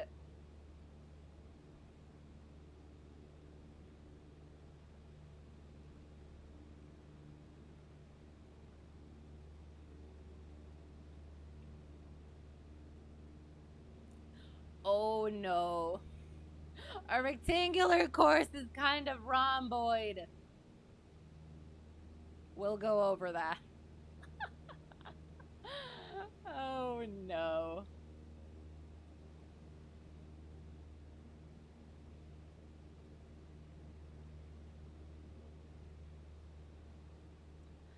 So I think something that would be helpful for myself as well as students potentially is figuring out a spot, just like how we do spots on the windshield, like pick a spot on the windshield and keep whatever it is there.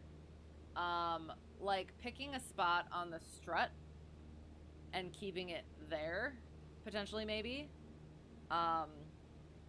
Yeah. Because I've definitely, I think, been changing a little bit with... Hello! We're gonna turn in a little bit. Here's our turn. On this road here.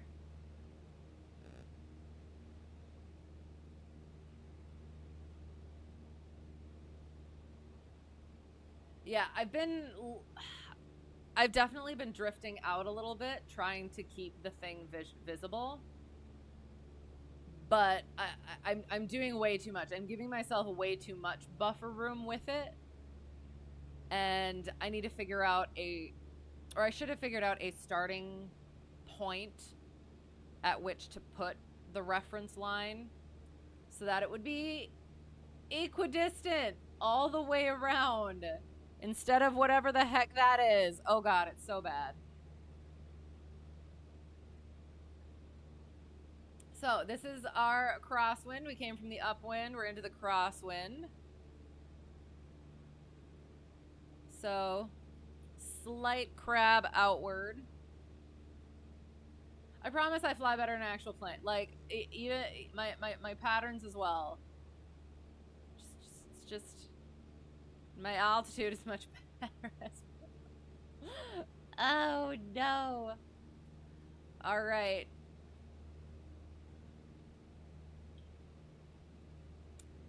Final turn. Back onto the downwind, and then we'll exit 45 degrees.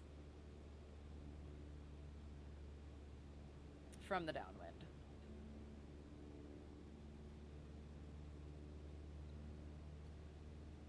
Oh, no.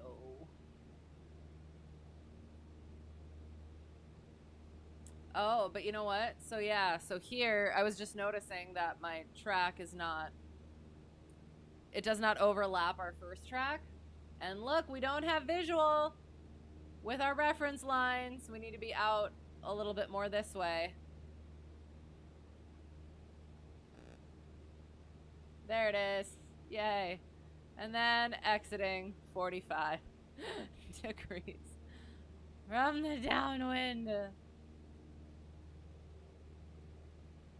So common errors. So yes, couple things, I guess, first. We followed the rectangle, keeping our turns less than 30 degrees bank. Crabbing into the wind as necessary to keep our track. Our track is what we're worried about, or focusing on. Keeping our track parallel to our references. So our heading might not be our longitudinal axis. We might not be headed on a parallel track to our references, but that is okay. It is all about how that wind is potentially pushing us. Maintain visual with our references. We had some buffer most of the time, and then at the end there we did lose it. And we exited 45 degrees. So, maintaining visual with common errors, not maintaining visual with our rectangle. So that could be due to a poor setup and choice of points. I think the rectangle itself was good and visible and such. Probably should have did a flyover first to kind of get a feel for it, because I was looking at the windmills. I knew they were pretty out of the way. There was also a there was actually an obstacle. I was slightly concerned with that. Again, ended up not being an issue, but having those hello look out below. It's a ghost plane. All right, hang on. Hello. Yes, but I did. I was worrying about those things a little bit, rather than if I had done like actually gone over the points, scoped out the area, and then gone back out and set up for it. That would have definitely been helpful instead of just barreling into it. And yes, made it sloppy, and if the obstacles were actually closer, that would have been dangerous. And also the not maintaining a crosswind correction could also be a factor in that, because let me look. I think it was at like a 280 at this point. It was 260 at the surface over at the airport, and then I think it's 280 according to the winds aloft. This is 273 now, I guess. So, and it's 250 for there. So it was. We have a slightly southerly push. So yes, could have crosswind corrected for that better. Oh, I should be not going back over our stuff. Hang on, sorry. And then not maintaining altitude. That was an issue throughout the entire maneuver, and I will own that. I promise I do much better in an actual plane, but that was terrible. Stop making a second to say, hey. Sounds good. Good to see you. You just got done with prep. Excellent. Oh, really? Oh, no. Well, I am. I'm excited for it. Going the heck to bed. That sounds like a great idea. But we are not finished yet. So I hope you sleep well. Looking forward to tomorrow. If anybody doesn't know Charlie Foxtrot yet, or if you do, check him out. He's streaming tomorrow. It's going to be a fun time. But yes, it was good to see you. Thanks for stopping in. And yes, see you tomorrow. Fist bumps. Yes, the fist bumps. Wing bumps. I don't know how that would work, how well that would work. But yes, so that was our rectangular course. We'll look at the track and LittleNavMap at the end. And go over that just like a little bit more, but yes, now we have two left, turns around a point and S turns. I was gonna say like these should be, I thought rectangular course was gonna be simple, but yeah, as things happen, they're not always that way. So again, turns around a point. We did our clearing turns earlier. We're gonna maintain our scan throughout, watching for those obstacles. So we're gonna fly up this way a little bit and scope our spots from this direction instead. So what our turns around a point are is tracking a circle of equal radius around a ground point. Again, it's all about our track. Hello. Chipmunk, thank you for the raid. Hello, how is it going? How was your stream? What were you doing? Welcome. Good to see you. Yeah, it'll be a good one. You learn a lot more about San Francisco, and for some reason it resonates stronger than when you live there. Oh, cool. Or live near there. Okay, cool. Oh, that's fun. I'm really looking forward to it. You always do such a good job with that. It's always so interesting and entertaining. So, yes, looking forward to it. See you. Get some sleep. Sleep very well. All the good things. Maze Raid, yes! Good evening. You're dipping your toes in the airliner side of things. Ooh-hoo! With the 737-800. And how did the toe dipping go? And why did you choose that one specifically? Oh God! This is why we do our clearing and maintain our scan throughout the maneuvers. Thank you, Preflight. Hello. So yes, so for those of you who don't know, hello, or just if you don't know me, or if you don't know what we're doing, I am a pilot in real life. I am commercially certified, not airline. I'm working on my instructor certificate at the moment. So we are going through some instruction flows because I need to be able to speak things helpfully and accurately and hello inversion. And not in a way that's confusing and such. So that's what we're doing. Disclaimer below, this is not instruction, nor is it, as has been shown throughout this stream so far, nor is it competence. So, learn nothing. I am not teaching anything. You're not learning anything. But, yes, you get to see me struggle and suffer in my attempt to, be better. So yes, thanks for being here, and apologies in advance. First flight, you think you messed up the routing, in the FMC, so the approach was busted, no. And then you learned, and the second flight went fantastic. That's awesome, yay! So the toe dipping went well. It was super chilly at first, but then you were able to throw yourself in there and swim around. I'm going with the full what's the word? Analogy. So awesome. I'm glad that worked out. That's so good. Did you do the same one then, or did you do a different one? Thank you for the follow, RP Gamerus. Appreciate it. Appreciate you being here. And yes, as always, apologies for myself. But we're working on it. So, quick, I was just turning because I was going to do the turns around a point, but you know what? We are actually going to continue a little bit further because I need to get back to altitude and I have to continue with the explanation of the things. So, we're choosing a prominent reference point with half mile 90-degree reference points. So you can use an intersection and then half mile points along the roads. Or you can use, that's how I started, is using just the intersection.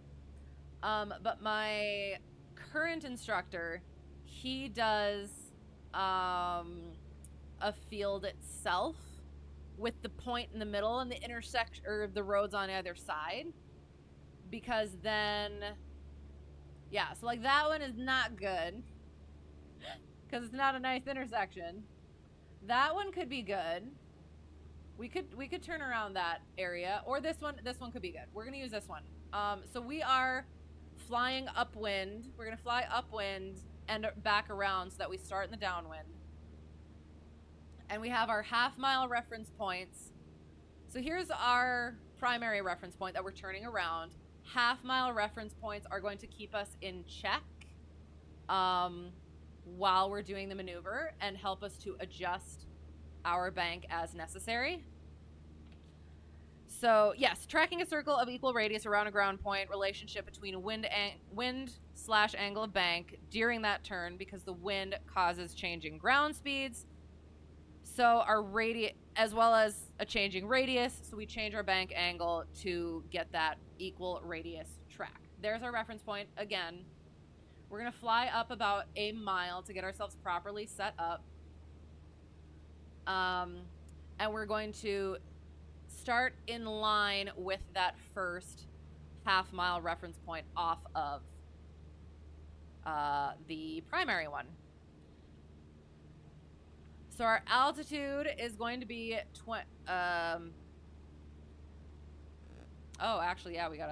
we have to descend. No. Sorry, because about 1,200 is elevation, so 2,200 is our pattern altitude. So 1,000 AGL. Add that to our about Actually, over here, we kind of figured that it was about 1,000. So we'll go to 2,000. 2,500 RPM. Again, in the plane that I fly, not this one. Below maneuvering speed, mixture rich. Again, checking our points, making sure that we have a good visual. About a mile up, coming, we'll make our turn to that half mile. And that will be our point number 1. Westerly wind.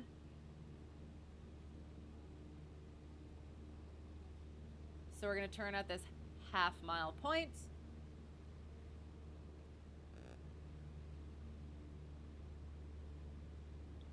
Not ascending.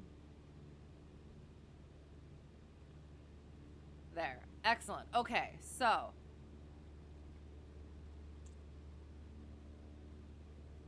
we got our half mile point. There's our reference point. So we're downwind. Our ground speed is going to be the highest at this point. So we're going to have our steepest angle of bank in our initial turn here.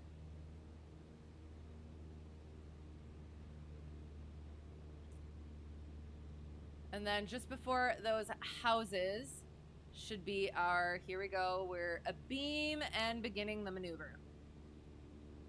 So steepest angle of bank here, maintaining our altitude. See that line right there? That is our reference point for here. As we're coming into the wind here, we're going to start shallowing our bank out.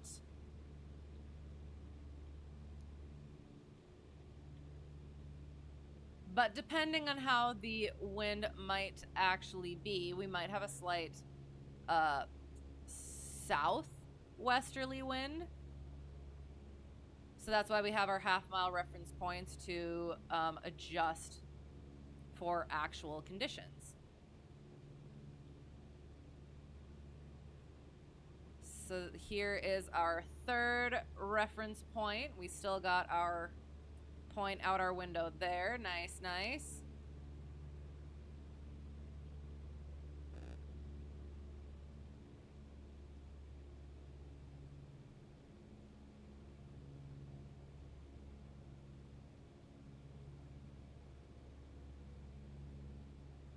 And at this point, we're going to start coming into the wind again, or we're going to start coming into the downwind.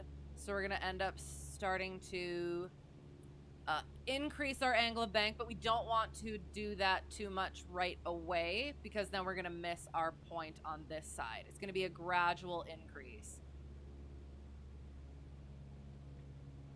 Because that was one thing that my instructor told me is a lot of times, like, people do the rest of, students do the rest of the maneuver pretty well, and then at that final turn, they just kind of crank the bank in right away. And you can't do that. You got to get to your point still. So, there we go. Here is reference point number 1. Still got our reference point out there, and we're exiting on the downwind. Sorry, hello. Couldn't follow until you finally landed. Sounds good. That's okay. That's absolutely fine. No, I was just trying to get through that whole thing. I apologize for babbling, but that's what we're doing right now. Is I'm working on my instruction of ground reference flows. So I hope that it went well. I was talking the whole time, so that's good. But also, let me know if anything sounded weird or confusing at all, or if I said anything silly. Because it is. That's one of the things that I've found is I'll be explaining things and I mean one thing and say another. So that's not good. Yay, you finally floated up in front of me like you've been trying to do all stream. Yes, it was excellent. I'm trying to remember at what was I way too focused to notice, or was it at the other point? I'm sorry. I did. I was looking away from the chat for a little bit. I was trying to do the proper things. So yes, there have been some good moments. I have enjoyed them, yes. So yes, common errors with that. We talked about a couple of them during the fact. Exceeding 45 degrees of bank. This is not a steep turn. We don't want to get to that angle of bank. Not maintaining altitude. I think we did better than the other ones. But still, again, I fly better in an actual plane. Hello. I promise. But yeah, in here it's a little bit wah. Not maintaining equal radius. Let me look. It was a little. It was a little boxy. We'll look at LittleNavMap when we're finished. So what that indicates is improperly changing the bank for whatever the ground speed is.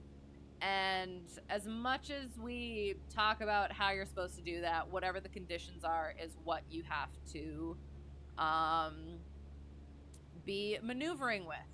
So it is, each time you do the maneuver, it's going to be something different. You just got to do the maneuver as it is during the conditions. And then poor setup and choice of points. I think it worked out pretty okay. There were a couple times where, hello, thank you, and hello, yes, thank you for the follow-up, Max 202111. Appreciate it. Appreciate you putting up with me. Yeah, thanks for being here. I hope you're well. Hello to you. Good to have you here. But yes, so there were a couple times where my half-mile points were, I was a little unsure about. But the thing is I think the boxiness of the turn was a little bit trying to follow that too much. Because I can definitely do a much more circular turn around a point. But I really was focused on trying to, hello. Oh, actually it was more like low high. Ha. Sorry. Yes, because there was a time when my instructor and I, worked on this a while ago before I had a chance to like write the things down in a lesson plan. I'll be revamping. And he showed me his way of using the roads on either side and having the middle of that area be the point rather than the intersection be the point. And he did a really nice circle, and so I tried his way, and it was really boxy. And I was like, and now it is high-low. Yes. And now it is, sorry. Yes, so then, and it was, doing it his way, it was a little boxy. And so I was like, okay, I know I'm better than that. I didn't do it that way, so I need to try it my way. And he's like, all right, now you better do it, better get it right. And I did. I was like, suck on that. Sorry, no. So yes, it does. At first you focus on those points. You do it fairly academically structured. But then you start to, it's kind of like, I guess, kind of like writing, kind of like cursive. You could like just follow the lines, follow the lines just so, right? And it's probably going to be a little bit, not very pretty. But then you cursive it, and then it's just, it just flows. And it looks better. So, yeah, that thing. How's the flying been? It's been good. I will say I don't fly that well in the sim. Apologies. But yeah, we're working on our flows. Which is good. So that's been working out okay, apart from the poor flying. low, high-ish. Apart from not flying well, and so the tracks aren't what they should be, but that gives us the opportunity to... I'm going to start flying this way so I don't go over the turn around the point. It gives us an opportunity to talk about the errors throughout the maneuver rather than having to list them out at the end. So that's one thing that I've been enjoying about instructor training, is if you mess up, you just use that as a teaching opportunity. And you pretend it's intentional. Pretensional.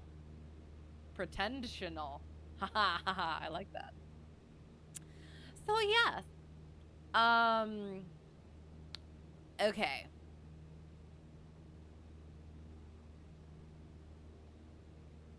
I think we got through our turns around a point. So now we have our final ground reference maneuver, S turns across a road. So what we do with that, we did our clearing turns earlier. We're maintaining our scan. We see you. And yes, making sure we're not going to run into any obstacles either. Whoa! Low high. That's a thing now. Good idea, yes. Always love some virtual flying. It is. It has been really... Apart from it just being so much fun, right? Yes. Going through, like, the training in real life and being able to bring that into here and to practice things in here has been really, really helpful. So that's good. What do you usually fly? We're in. I will give it another plug if you haven't gotten this beautiful 152 WB Sim JP Logistics with the duck. With the duck.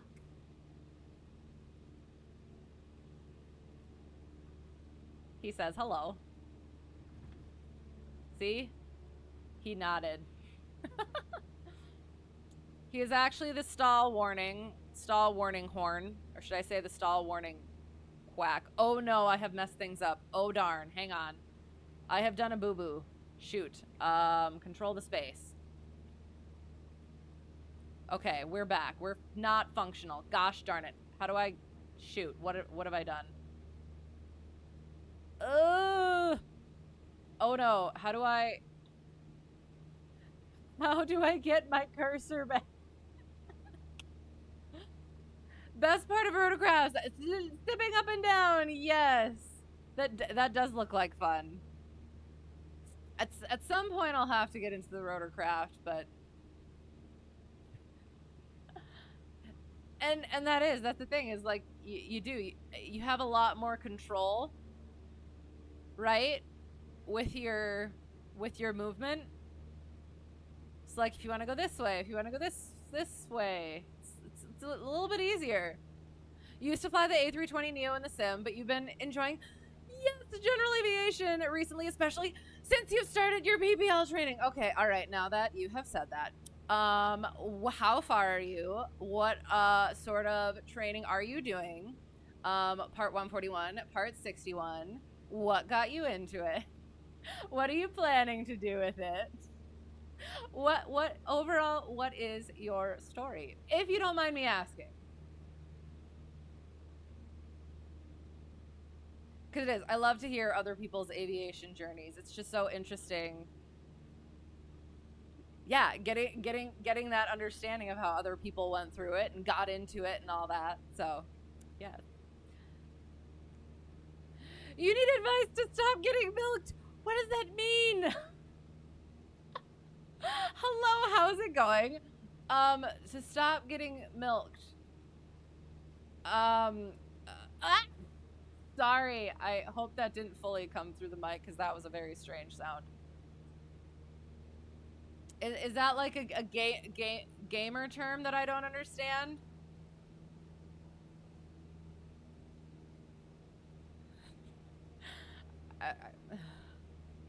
I want to say a thing, but but I guess I'm not quite there yet with not being a lady. I am a lady, I promise, most of the time.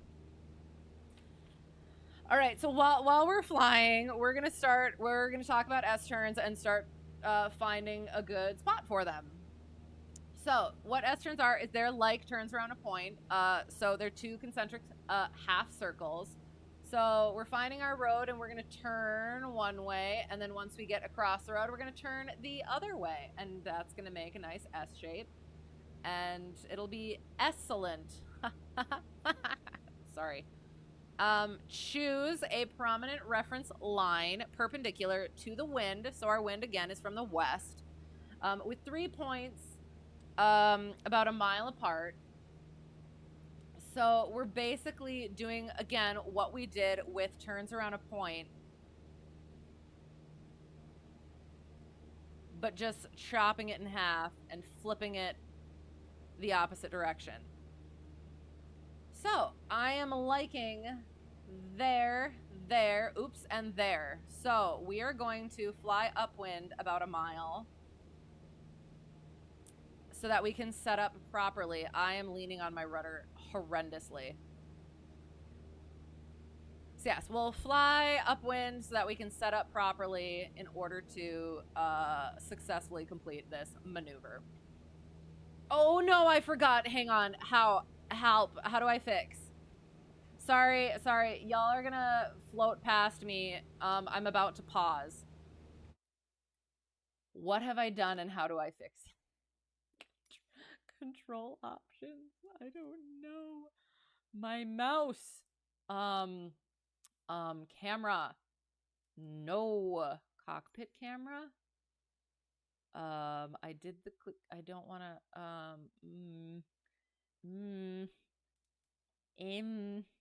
I see you flying over there. Go back. I don't know. Maybe if I resume. How do, what you doing over there? Oh, there it is. Yes. Okay. We're back. Okay.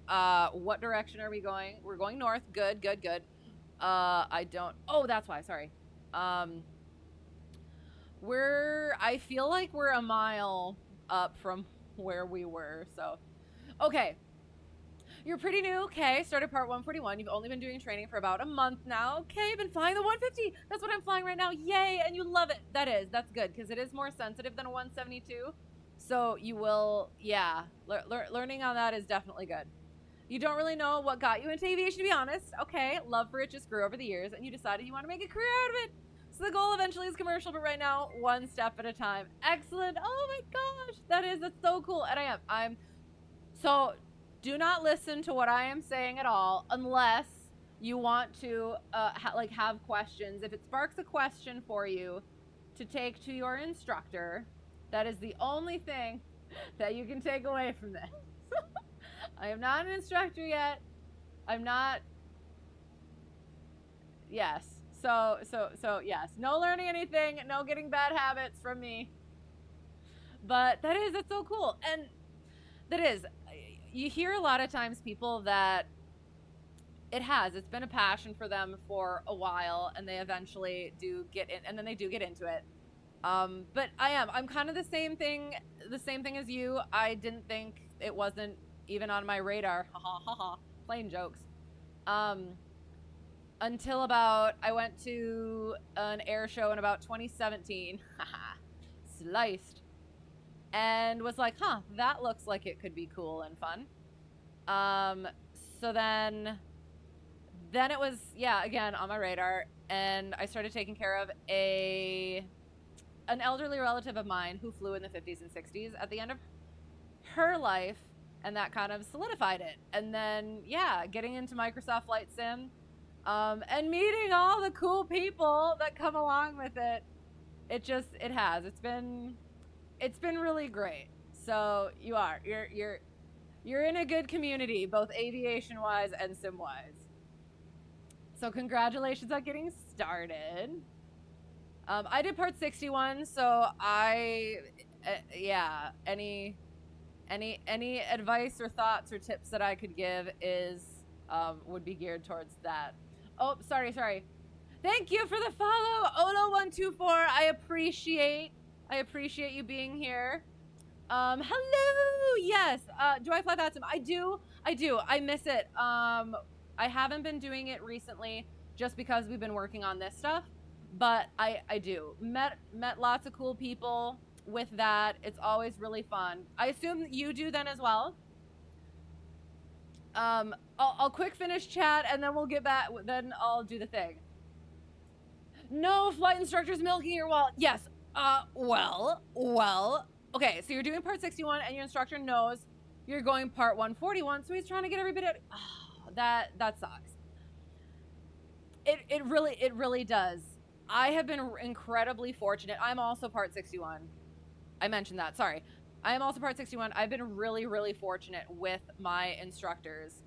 Cause like, I mean, my first one, he had a full-time job before that, and he was, yes, working to get towards the airlines, but he just loved flying in general. He was flying before he ever, like, long before he ever started instructing, and then was just like, maybe I should do that.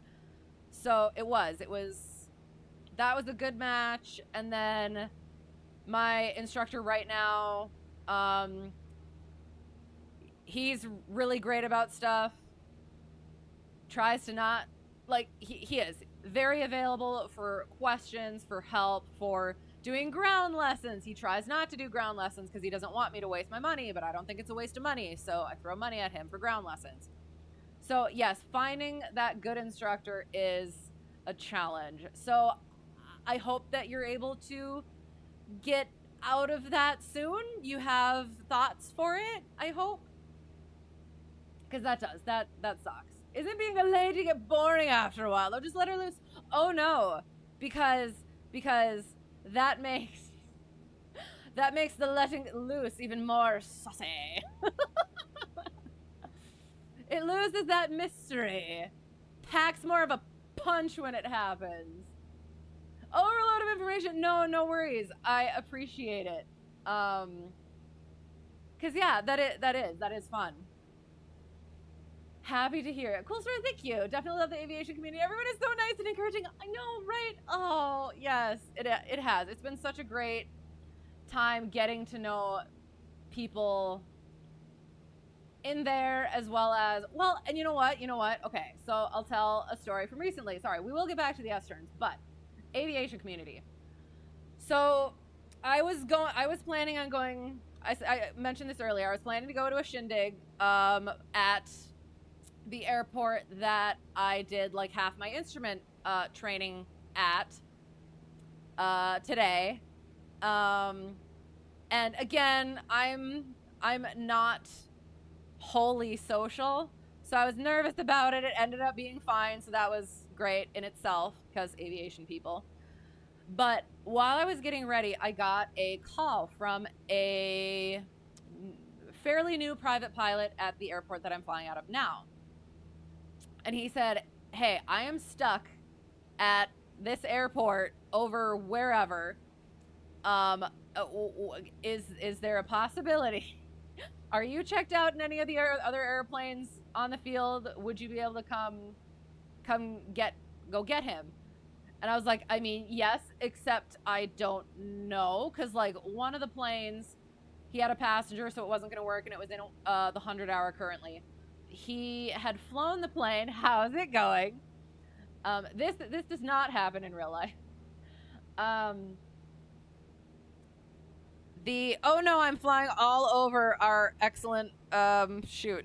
Sorry, we're gonna turn this way a little bit. So yeah, there was maybe one other aircraft on the field that might have worked, but I'm not in, I've never used really any of the planes except for training, so I don't know how all those procedures work yet with if I have to be like checked out if I'm not specifically training in it and stuff like that, whatever. So I had him contact my instructor who's in training, and that was probably not going to work anyway. And then I had him he had already contacted the owner of the aircraft and they were trying to figure it out, but he couldn't go get him. So then it was like, okay. So I know I don't like being stuck either. So I was trying to figure out certain things. Couple options I had is my home airplane. So my initial airport, that airplane that I used to fly, I have not been able to get back into it, and I'm really upset about it. I was kind of looking forward to flying it to go get him. However, I would have missed the shindig, but that would have been okay.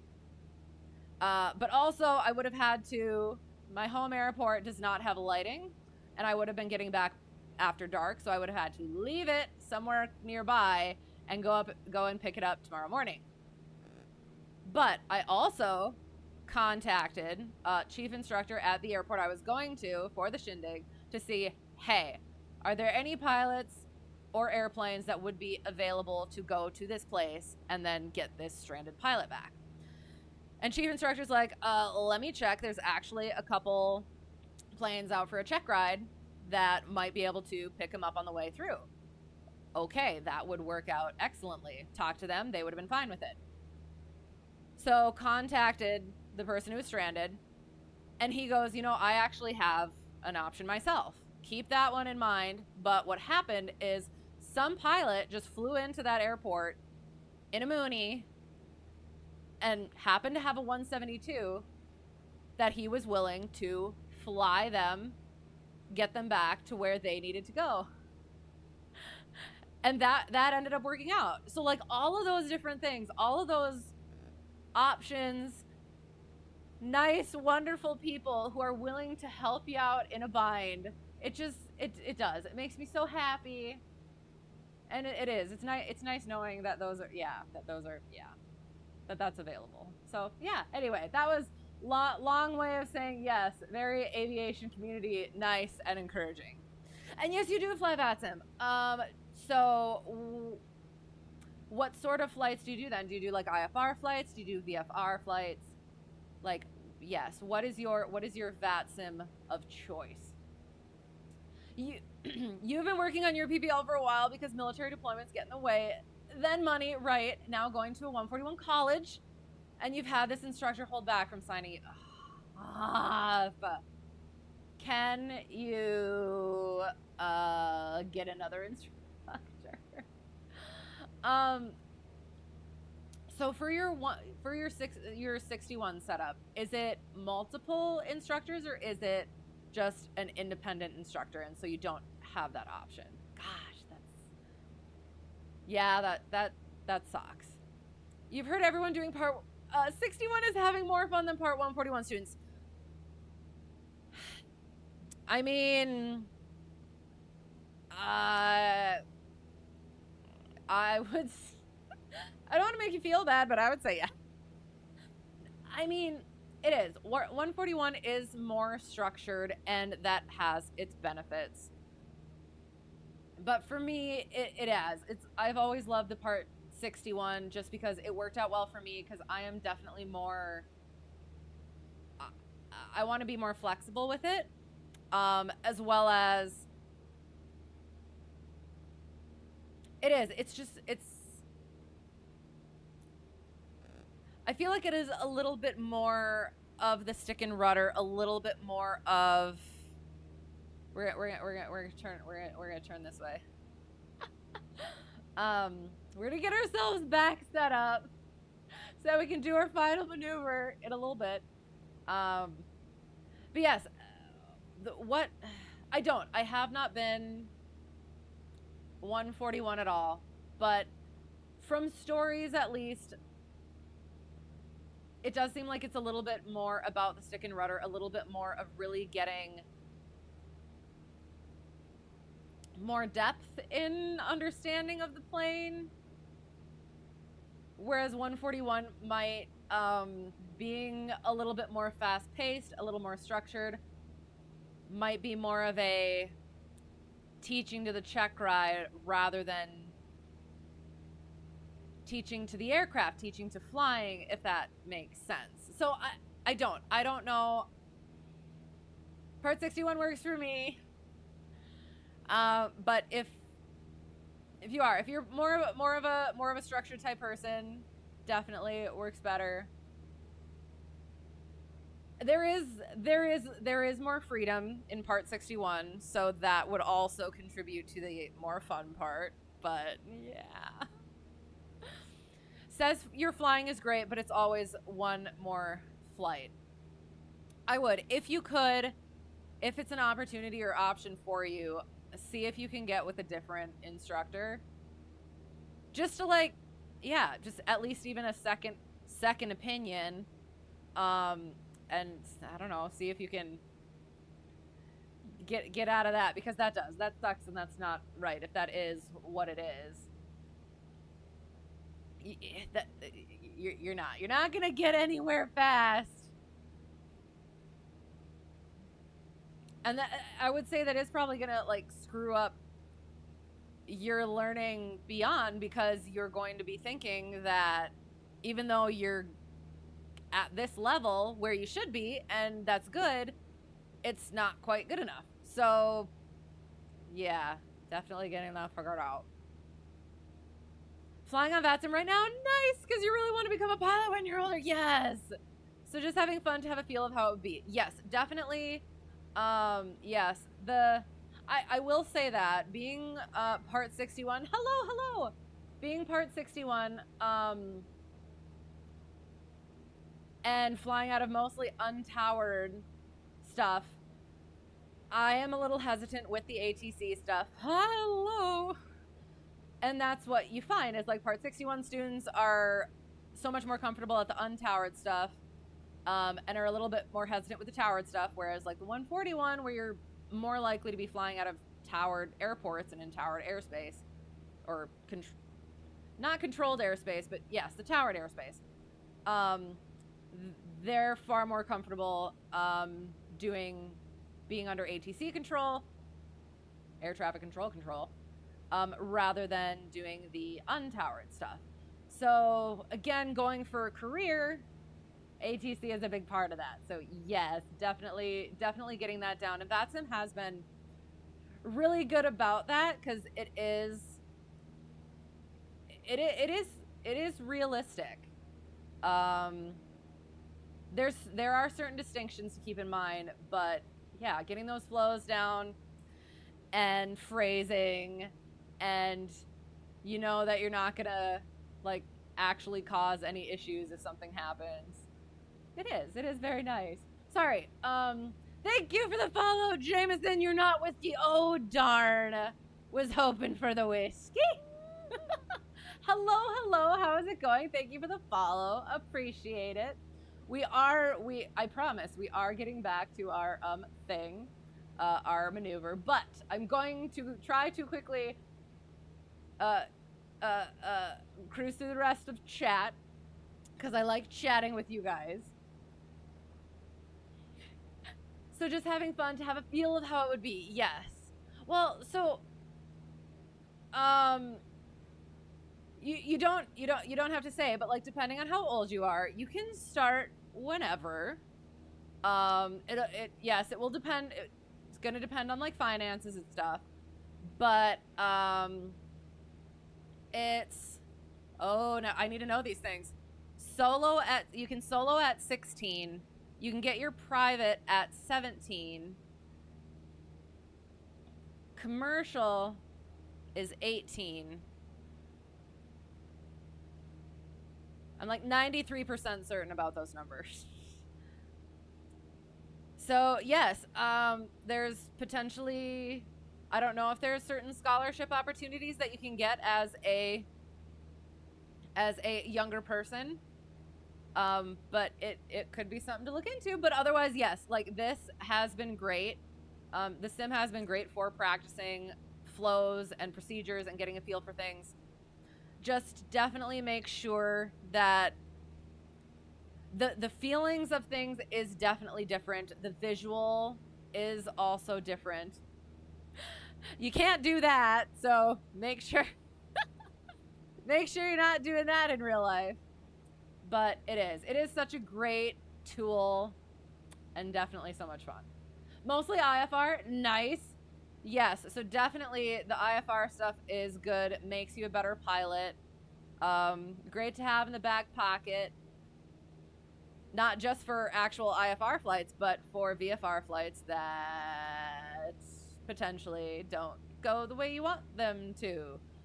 Like night flying, if you lose reference with the horizon, or going over water, you lose reference with the horizon. Might have to rely on your instruments. So IFR is good, definitely good to practice. Search your call sign, Barai 673 on Simor. You're flying W India, or sorry, Whiskey India to Whiskey India Charlie Mike. Nice. That's awesome. And can I ask why you chose those places? I assume it's near where you are. You don't have to answer that question if that is doxing. I'm sorry. Multiple, but it's the owner mostly.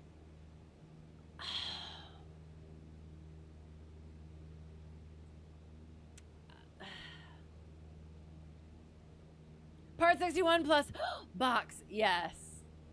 They're so fun though, aren't they? They all got their little quirks. I don't know, like if you could,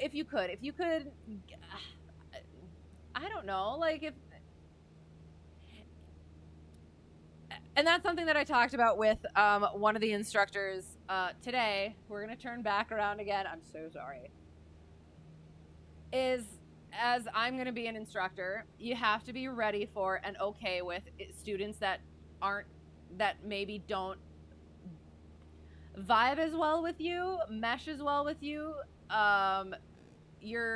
Their learning and your teaching doesn't mesh as well as it should. And being able to be okay with that. So, if you have an issue with your instructor, you should be able to be like, hey, you know what? I need to try somebody else. I suppose if that is the owner, mostly, that might seem like it would make it a little bit of a trickier situation. But you need to do what is best for you and your training. And if that is not that instructor, that's what it's gotta be. Hello. We're gonna bring it up a little bit because we do need visual. Part 141, luxury. But I will say, I've flown some less boxy planes. But I love the little trainer aircraft. I miss my home aircraft. They have character. Stick and rudder skills. You're flying a Dash 8 Q200. I have heard of it. I am very bad at understanding what planes are. It sounds like fun though. Corn floats. Hello. Thank you for the follow, E-Flop. I like that, Dave. That was fun. Appreciate you. Thank you for putting up with me and my babbling. It is. It's late, so at this point there's very little filter, and I'm having a good time. Corn floats right in front. You can't do that. Exactly. Well, I was making a point. In real life, those are things that can't happen. I wasn't chiding you. Because there's few ATC. Okay, and still getting comfortable talking to ATC. Excellent. Okay, no, that's good. And that is good that you're taking it slowly, getting comfortable with it, getting to a point where you're not going to be a nuisance, because they do. ATC puts a lot of work, VATSIM ATC as well as other ATC, but VATSIM ATC, they put a lot of work into being good controllers, effective, efficient, doing all the good things. And it's good for us as pilots to also try to put that work in, be as helpful and effective as necessary, so that we can all work together and everyone is happy. So yes. You've looked at other instructors. Hello. Thank you for the follow, Sporky Shank. That is also a great name. Appreciate you being here. Looked at other instructors, but they want you to pay in 5-hour blocks.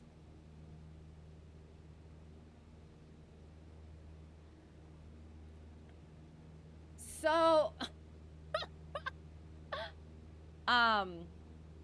what sort of sketchy school do you go to? Okay, yeah, I have not had that. Usually when I started out, it was like you block for 2 hours or more as necessary, and you only pay the hubs. That is, and if you do any ground school, you just, whatever, if it's an hour, you pay that. Your college has like 30 planes, all with G1000s. Which is nice to have that availability. However, look at how beautiful these steam gauges are. Look at how fun they are. So, and get their 100 hours almost every other week. Oh, I didn't even think about that. Okay, that's fair. I don't know, like, I don't know how other things work, other places work. That seems a little weird to me, to be honest. So yeah. Weird how my camera is mirrored from my in-game movements. Yes, so I'm up here because of, yeah. So I am technically flipped, but like to be over here, I'm looking this way, and so yes.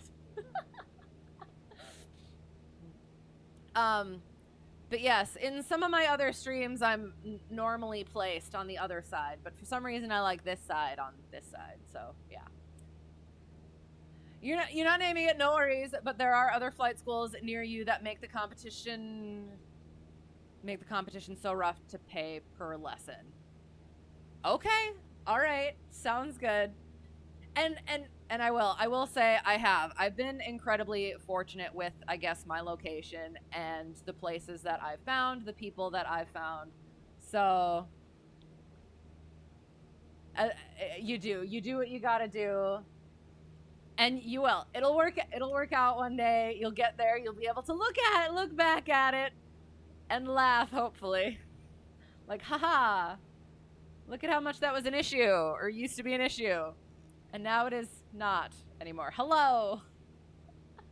We're gonna turn her back around one more time, and then I think that's that. Yeah, we're gonna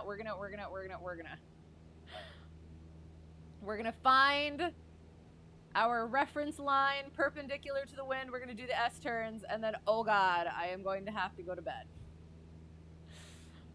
So we might turn the thing on one more time. The sun just a little bit higher. Just so that we have a nice proper visual. There.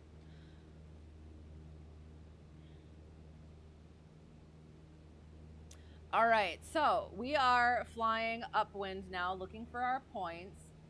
There's a point, here's a point. Excellent. Everywhere a point. So we're gonna head this way, because this is gonna be our first point down here. This will be our second point, and then we're gonna make our curve onto that third one. So we're gonna fly upwind of them so that we can start in the downwind, have our first turn be the steepest, because we're going to have our highest ground speed, because we are going to be into the downwind. Or we are going to be flying downwind. So while we are getting set up for this, you know what? I think I picked another halfway point. So this is going to be our third point. That's going to be our second point. And then we're going to fly one more up there. That's what we're going to do. Just in case that one back there. We know that this one, so here's a point, point 3, point 2, sorry, point 3 below us, point 2, point 1, over there. So we're flying up a mile. So we're upwind, do a crosswind. I'm not going to say it because I'm a lady.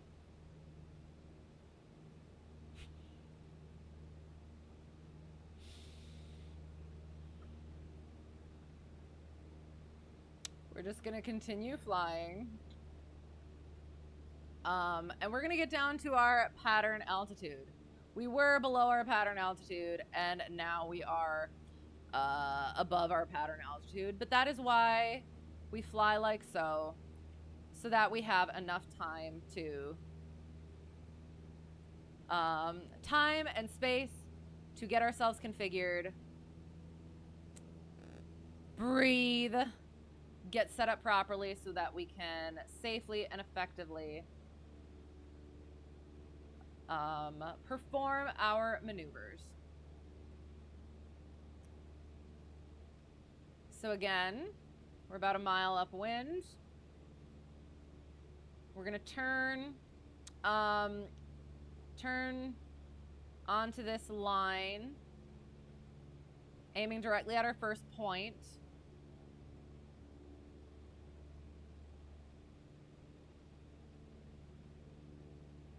And we're just also making sure that we're a little bit out so that as we're coming into this downwind, we still have enough time to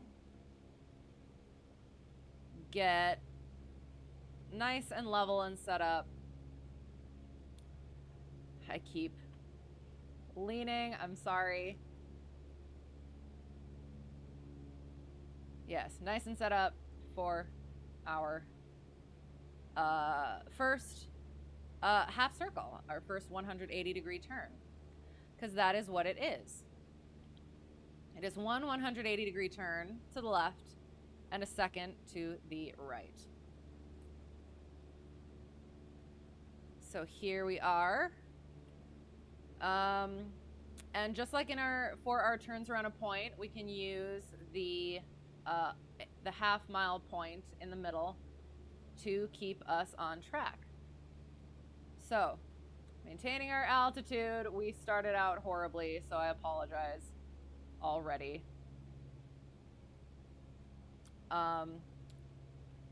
Steepest bank coming in this way, making sure we're not getting pushed too far that way. As we're coming into this, the headwind, we're shallowing our bank. And we want to be wings level, aiming straight.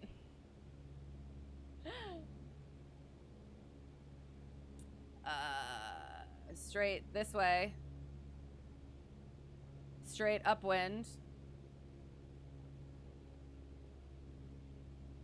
From our reference point. We are abeam and level. On this side, we are upwind. So we want shallower bank here. Again, can use that half-mile reference point to keep us on track. Make sure we're not making the circle the half circle too shallow. Now, as we're turning back into, again, winds coming from this way. So we're turning back into that downwind. We're going to start gradually increasing that angle of bank again. So that as we're coming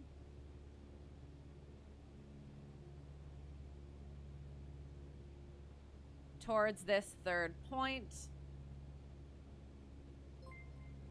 Hello, I will check it in a second, sorry. We're coming level, abeam that point, exiting on the downwind. Yay! We did the thing! They weren't horrible. They were potentially acceptable. So we did. We'll go over some things. Not maintaining altitude. Again, I do that better in an actual plane. Apologies. Unequal half circles. They seem pretty okay. They almost have like the same. We'll go over it in LittleNavMap. So what that is, again, improper bank, change in bank for whatever the ground speed is. Not crossing the reference line with a level attitude. That is one of the things. We're going to turn this way, actually, so that we don't, again, go over what we just did. And we're heading back to the airport. Oh, God. We have a little ways to go, but that's okay. So, I tried to zoom in on my paper. That's normal people behavior. Yes, not crossing the reference line with a level attitude. You don't want to have that bank in there because when you're... So yes, especially in that second point, if you're in a bank, in a bank and then have to whoosh over to the other side, that's sloppy and going to be difficult. So, yes, and it's just demonstrating lack of accuracy in the maneuver. And then poor setup and choice of points. I think they were... I think the points themselves were okay. My half-mile reference points left a little bit to be desired. So, again, that's another one of those things where those half points are really helpful when first kind of starting out to kind of gauge a little bit more specifically how things are supposed to go. But once you get all of that stuff down and can move away from the being really rigid about it and just kind of flow around it, then they start getting prettier, I guess. So, yeah. Thank you for the follow, Flying with Arnold. I appreciate you. Apologies for myself, the terrible flying and the babbling, but 'tis what 'tis. Appreciate that you appreciate it. So, yes.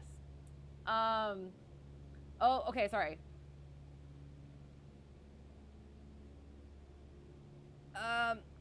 Kelsey on 74 Gear says that a lot of instructors care more about their flight hours, right, than actually instructing, so it can be tough to find a good one. Right, exactly, because it is. This comes up a lot because it seems, and this is something that I felt too. You go directly from, so get commercial certificate, so you're able to get paid to fly a plane in certain situations. Oh yeah, we can get to cruise now. Oh no. There are some... Never mind, we're not going to talk about it. Like, it seemed so weird for me. I initially, when I first started training, you hear that you become an instructor in order to get, your hours.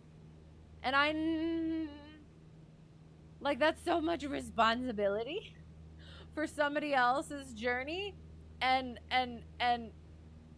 also, like, I wasn't sure that I would be a good instructor because I don't know, like, all of the things that you have to do, all the things that you have to know, all of the things, I wasn't sure about it.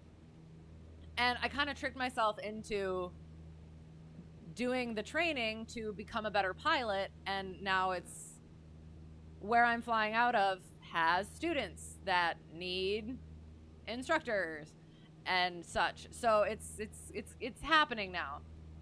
And that was one of my worries is I want to be a good instructor. I don't want to just do it for the hours. I don't want to just do it so that I can be paid rather than paying for the plane. Because money coming in is better than money going out. I want to be a good instructor. I want to help people along their journey, because it's like you're climbing the ladder to that point, and being an instructor should be reaching down and helping the next person up onto that ladder, rather than sawing the ladder off below you and continuing your climb. You know what I mean? So yes, luckily I have not. I have not had long-term experience with that.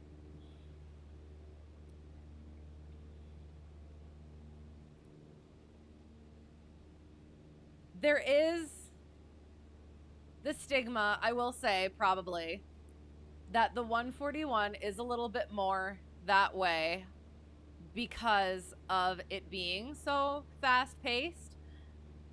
And it's a cranking them out pilot mill sort of a thing, where it's just you don't get that, you don't necessarily get that real world experience that really helps in being a good instructor, because it's just most of your experience is in training. But that is something that I have felt myself, is I have been mostly doing just the training, going toward the check ride and everything like that. And that is what I wished, is I wished either one, I had more experience in teaching / instructing, and or had more experience as just being a pilot. And that's been starting to happen a little bit more, which is nice. But it is. But again, with that being said, what you're training for in those scenarios is specifically to get to that point. So,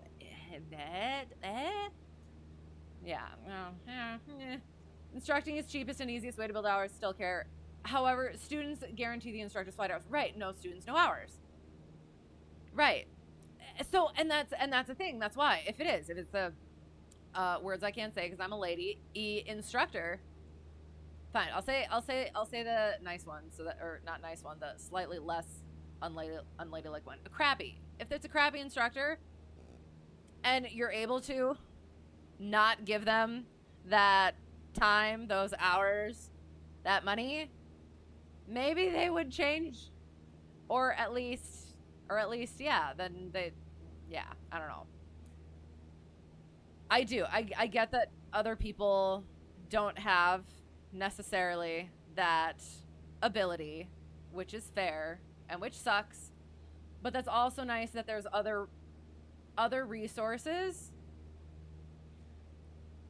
to be able to practice and learn, and supplement what might not be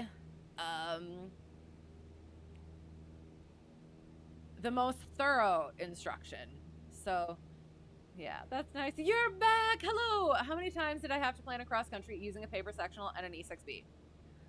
So I did my initial one, and then I think I did, for my long private cross country, I did each leg of that. And then I might have done it again. And then during my CFI training, I did go back, and so you don't end up doing that all that much, just because it's one thing to, again, definitely know how to do it, know how everything works, know the why behind the stuff. Yes, Preflight does it all for you mostly. It's good to know the why behind all of those things. So definitely, yes, get that down. There's a really good video. Is it Fly 8 Mike Alpha?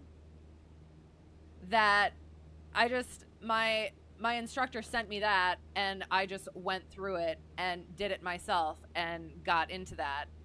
And it was nice getting back into that during my CFI training, to get a little bit more of all of the different things that you need to be thinking of and working on and considering when you do have that nice technology that does do it for you. So yeah, but a lot of instructors require you to plan using a paper sectional and E6B. Yes, so I did. So a lot of that comes in the, a lot of sectional work comes in working on the written, and then yes, having that background, working on that in your initial training is definitely a good thing to have. I think I'm trying to remember if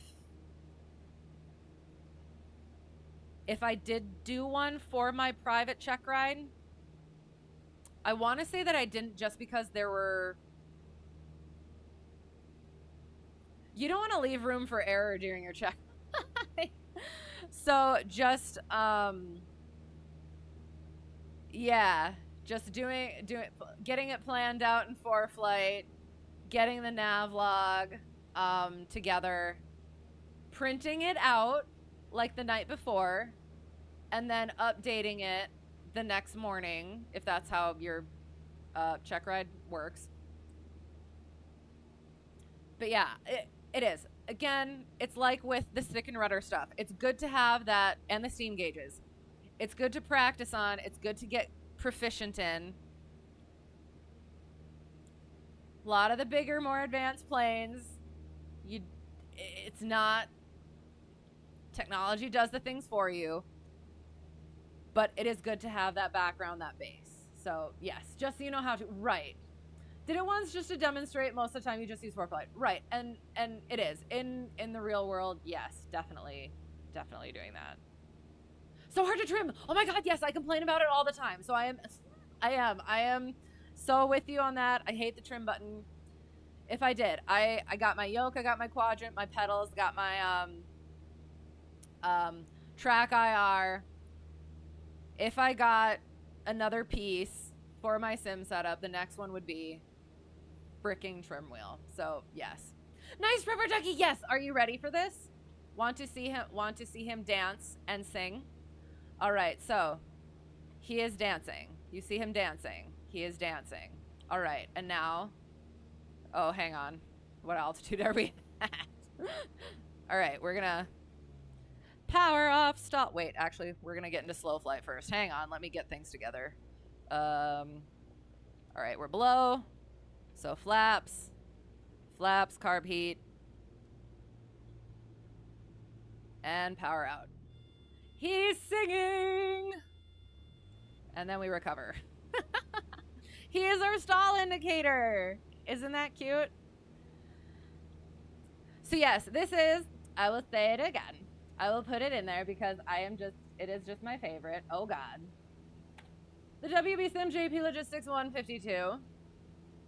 You get rubber ducky, you get the iPad to adjust things, and yeah. Get chocks, pitot cover, things like that. It's my favorite. You're now taking off. Excellent, excellent. Good luck. 141, you get more offers from airlines as they come to you. Fair, and you don't have to seek them out. Fair.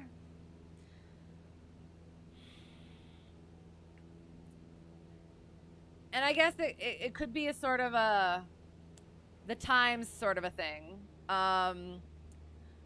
Both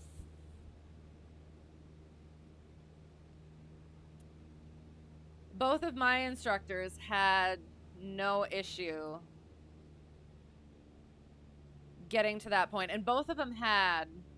So my one instructor, he started in one place at a regional, and then was able within a few months to switch to somewhere else. And then my instructor now had an airline thing set up, and then was able to get an interview and got somewhere else that he wanted to go better. So, I mean, I definitely get that. I also don't know necessarily how, hang on for a second. I don't know how all of that stuff works yet. So I'm literally just going off of my, my instructor's experiences.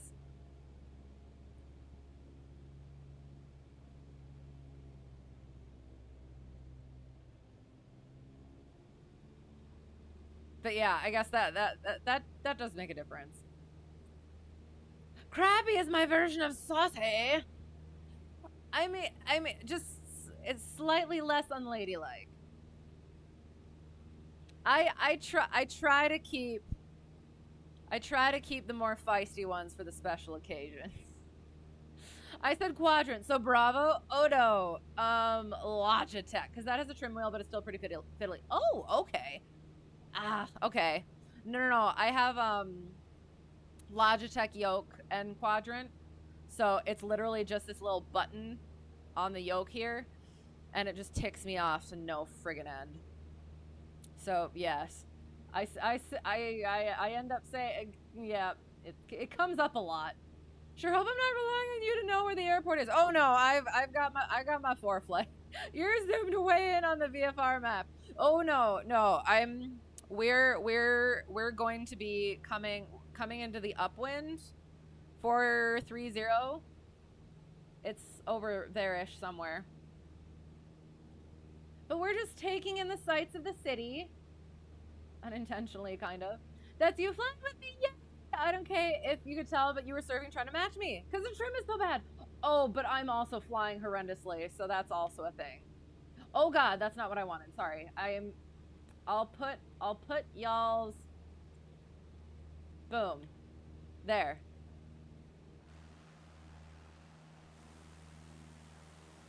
Hello. Hello. Nice.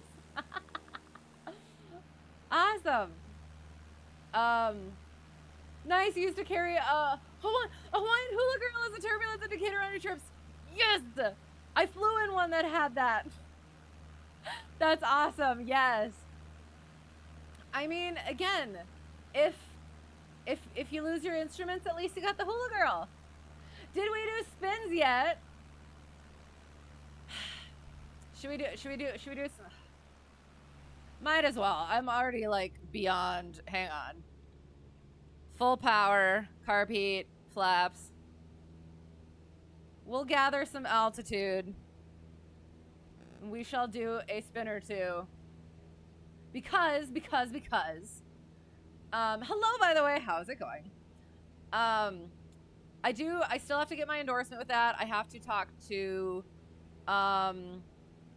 another instructor at my, carefully not doxing myself, at the airport I'm flying out of now, because I did some with the owner of my home, one of the owners of my home airport, and that was fun, and then did some with my current instructor, and he was not looking forward to it. He didn't like it. He was really great about it though, but I wanted a little bit more work on it before getting signed off for CFI, and he's like, I'm not doing it again.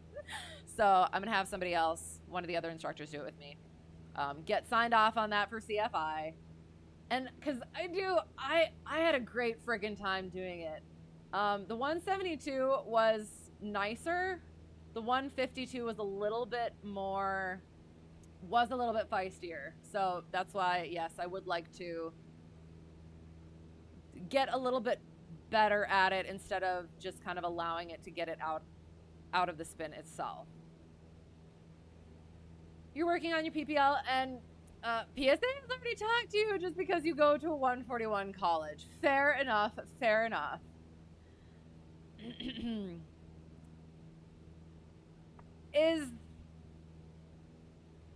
I guess you kind of take what you get though. But because I was gonna ask, is that where you would like to go? You know what I mean? Because I'm almost like, I guess I don't know how, because with the 141, like, you start kind of at 1,000 hours and then you build up to the 1,500, right? Thank you for the follow. It's your boy. Oh no, 666. Happy to have you here. Thanks for being here. Thanks for the follow. Appreciate it.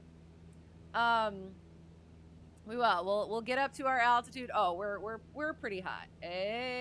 We'll get a little bit higher. I was surprised flying with my owner of my home airport how little altitude we had for the spins. So yeah, but we're gonna give ourselves some room. Let's see where we're at. Yes, we are good here. But yeah, so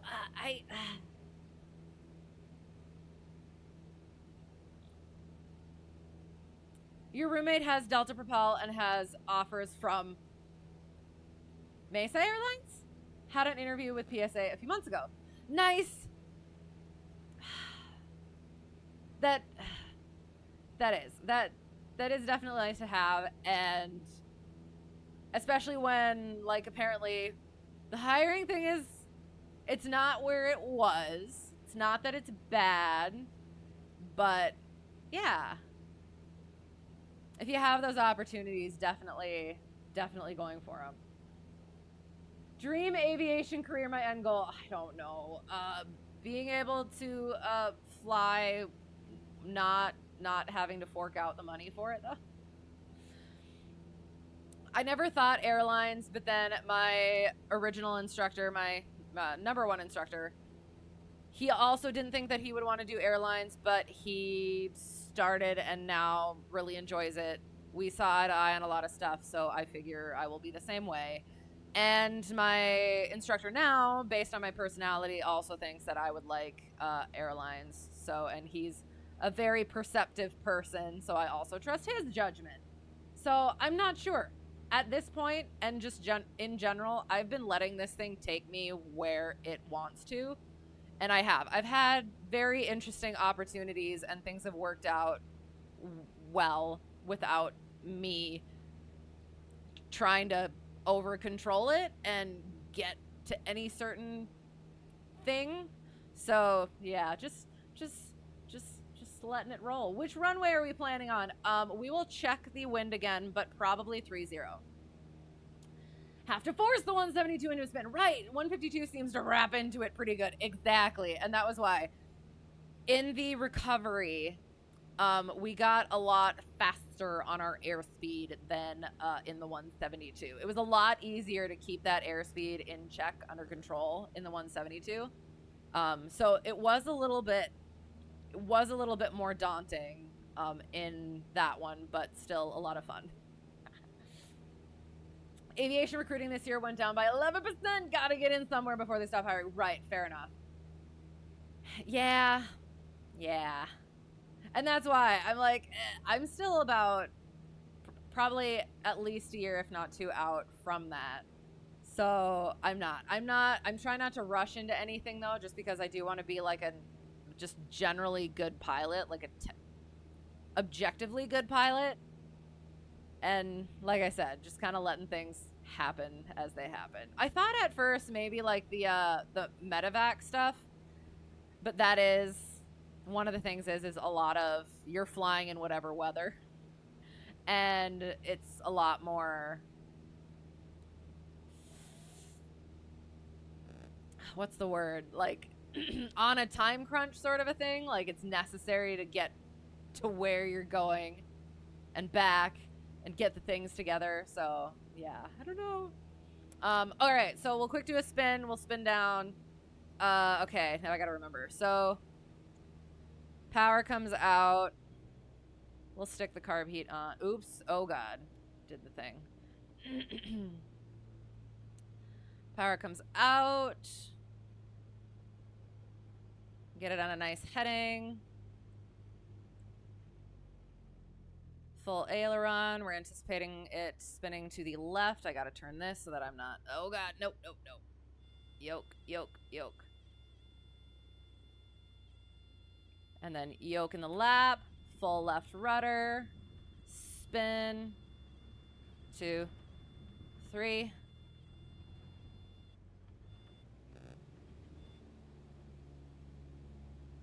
And then just adjusting that power and pitch to recover. I am still slightly uncoordinated. And we only lost 1,000 feet. And I don't know if we're still on the heading that we were on. We were going east, yeah. Maybe? I don't know. That's why you're stressing, because this instructor is really not helping, but you're trying to be patient. You gotta do what you gotta do, one way or the other. So, like, if there is any opportunity to try out somebody else, see if you can get that in. I again, with the 141 stuff, I don't know. Again, Part 61, a lot more freedom to be able to hop around to places, instructor shop. But yeah, that just sucks that's what you're having to deal with.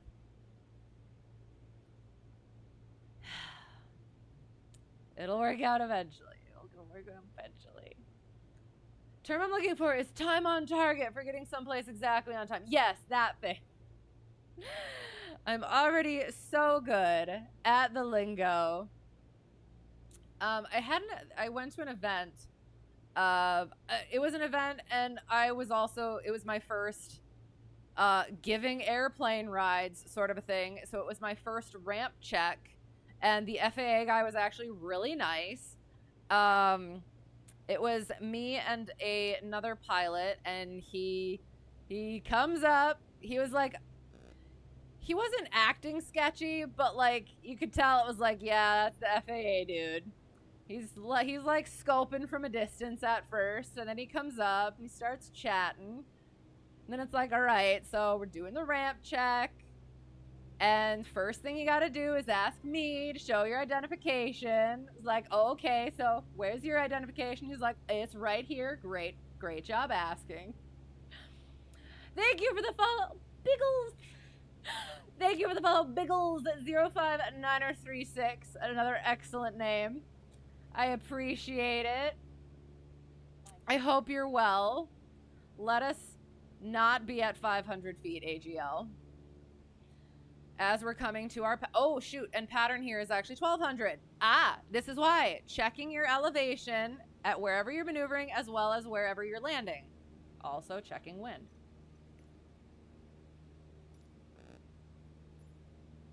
Mason City. 210 at 4. So actually 18 is better. So... 8.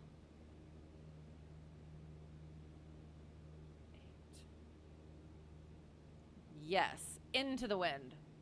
So we're gonna land 18.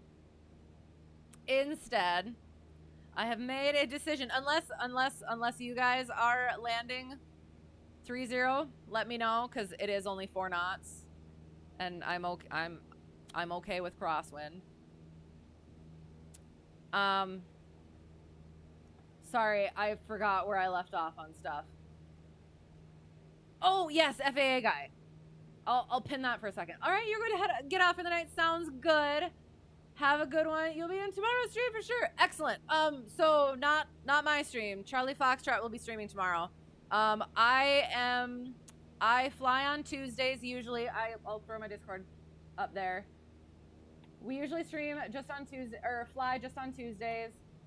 Also do when I get time, we do games on Sunday, other games, random games on Sunday. I want to do that this Sunday for Christmas, do Christmas games this Sunday, because it's going to be the last time to be able to do it. And then so Sunday will be the next stream for me. Charlie Foxtrot is streaming tomorrow. Check him out. He's great. But yes, again, sorry. Sunday, hopefully, potential game stream. I'll let you know in Discord if it doesn't work out, or if it does work out, I don't know. Flying will be Tuesday, barring changes. And then next Thursday, we will have our yearly reading of A Christmas Carol. If anybody's interested in that, I enjoy that every single year. We're actually, oh shoot, hang on. Turning out a little bit, oh God, made a terrible mistake. I should just at this point, you know what, at this point, I'm just gonna take the crosswind.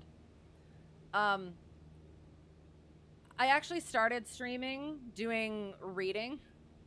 We started with Edgar Allan Poe and got through all those. We have Sherlock Holmes on hold right now until I can get a bit more time.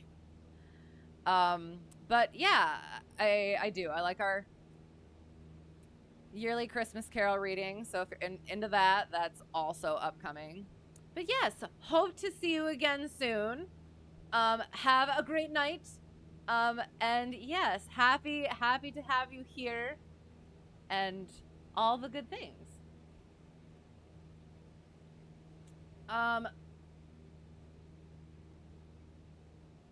This instructor is part 61, but you're enrolled in 141 school. He knows you're leaving after PPL. So, oh, okay, after PPL.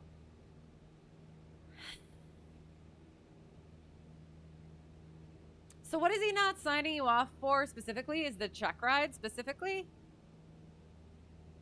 Because, well, and again, that's...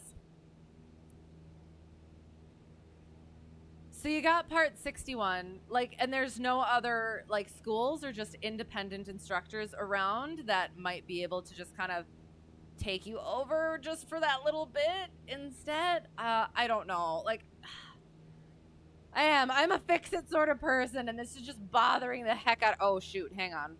30. Yes, that is correct. That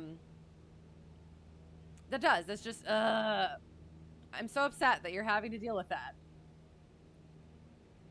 Skulking and acting kind of weird. Sounds like you're bartending experience with liquor control. Oh, liquor control officers. Interesting. It is. It's always those government people. No, he was super nice, but it was definitely like, it was kind of obvious, but it was okay. FAI got, yes, you'll be landing after me. I'm so sorry. I'm just being all over the place. So yes, we're getting there. Left Mason City traffic, Cessna Hotel, Tree 1, Delta 1, left downwind, 30, Mason City. Oh, I changed the runway again, if that wasn't obvious. I'm sorry if I wasn't clear on that. And did great checking credentials. Yes. So, yes. So that happened. He talked us through it, and he's like, all right, so need your pilot certificate, need the airplane's registration, airworthiness certificate, stuff like that. Oh, and we are still, again, after spins and other such maneuvers, reconfigure the dang airplane. Yep. So we already have our carb heat out, which is excellent, I guess. We're a little high, so we're going to let that nose come down. We can actually bring throttle out a little more since we already have carb heat out. Carb heat should bring it to 1700. But yes, I had like a complete brain fart moment. Completely forgot where the airworthiness certificate and registration certificate were. And so I start looking in like the glove box, and I completely forget about the little clear sleeve that it's supposed to go in. And then I remembered, and I gave it to him, and it was painless. After that. Anyways, he was super nice, chatted with us a little bit. A medevac came in for the event, and he was chatting about, hey, that would be a good opportunity for commercial work since what the plane was is single engine and all those good things. So yeah, it was super nice. It was a good, again, a good experience. Positive experience. My instructor at the time had to deal with the FAA stuff like beforehand, and it must have been a different guy because he was over it. But yeah, it was good. All those little experiences really help figuring things out. So yeah, getting it, instead of just like hearing about it, reading about it, actually experiencing it, with so much in this, in things in general, as well as life in general, as well as, yeah, aviation itself it's good. Need that real world experience. Sounds good. Good. Excellent. I am glad. And but they want you to book, but again, like, not even just like a completely different school and or airport, because you'd be surprised at the smaller airports that offer instruction, and it's just like very independent instructors that don't require 5 to 10 hour block. That just seems so excessive and weird. I have not. Hello. I have not heard about that until today. So I suppose there's probably a reason. However, I don't understand it. Still clear for 30. Yes. Yes, clear of runway 30. That's what you want to get into eventually, is specialty aviation, law enforcement, search and rescue, medical transport. That's awesome. And again, I've said before, I'm not a very social person. So like the having to deal with like passengers and stuff like that did not appeal to me at all. And all of the my home airport is grass, so we're gonna taxi on the grass so we don't take off a wing on that fuel truck. Oh, now you move, thanks. Yeah, having to deal with all the oversight is not the right word, but like that sort of things, like the bureaucracy stuff and people telling you gotta do. Oh, hello. Oh God, I'm sorry. There, I have parked like you told me. I hope that's okay. Didn't see you there. Yeah, that stuff didn't appeal to me, so I was hoping to do more of a I really didn't know what I was expecting to do from this. Well, okay, so initially it was, again, going to the air show, like aerobatic pilot would be fun. But yeah, that's not it's not necessarily a goal job for this. Got to work on the other stuff first. And then have to get to that level is the other thing. But yeah, so it was at that point, it was just kind of, my instructor was giving me options because I said I really wasn't sure about instructing, wasn't sure about airline stuff, so he was giving me other options, and that's kind of what I came up with. So I don't like I said, I have basically just found I have had opportunities not come to me, but it's very networky, which didn't please me at first, but it's been working out all right. So like I said, my first commercial job a couple weekends ago was ferry flight, and it was a good plane. It was a not trashy plane, which was nice, and that was just from networking, and that's I'm likely to have more of those jobs with that. So yeah, just I'm definitely just like letting it let go, let God sort of a thing. We're seeing what happens. Flying by the seat of our pants, winging it. All of the airplane jokes. Hello. We will do Shutdown. But is that why you started? Is those specialty things, or what? Did we talk about what got you into it? I apologize. It's late and I'm forgetful about, like I said, my brain isn't socially wired, so it likes to forget social things. It's embarrassing as hell, and I apologize. I do care. I'm just not good at remembering the things. I actually, oh God, do I admit this? I have started like writing people's names down and like things that we talk about in like a little note thing so that I remember it the next time that I see them. Or like it's more likely that I will remember it the next time. Cause like it is like, yeah, it's, I'm that bad. So I apologize. Cornhorn here from DoorDash Air with another coffee delivery. Well, but then I'm gonna be up all night. And I gotta get to bed, get some sleep. Shutting down. Does the thing.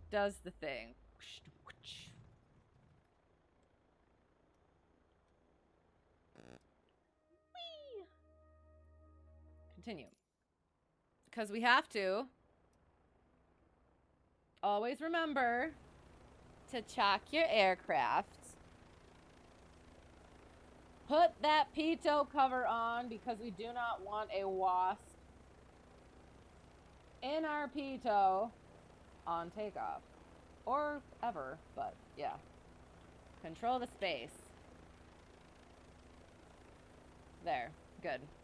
Doors and windows shut. Catch you in stream sometime. Sounds good. Share all the saucy, juicy details. All right, that sounds good. Excellent. I like your parking in the nice grass. But yes, yes. I'm not a rule breaker, but I'm sure the plane likes it much better. Thanks for flying along. That was fun. And yes, nicely done, Shaggy Shanks. Otherwise, Sporky Shank. Hello. How is it going? I hope you're well. We just finished the flight. We are gonna go over LittleNavMap. Hello. How is it going?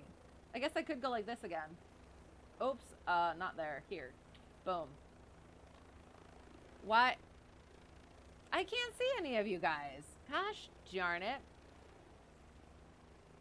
Well, hello. Happy you're flying along. We will go over LittleNavMap. So kind of, yeah, go over that.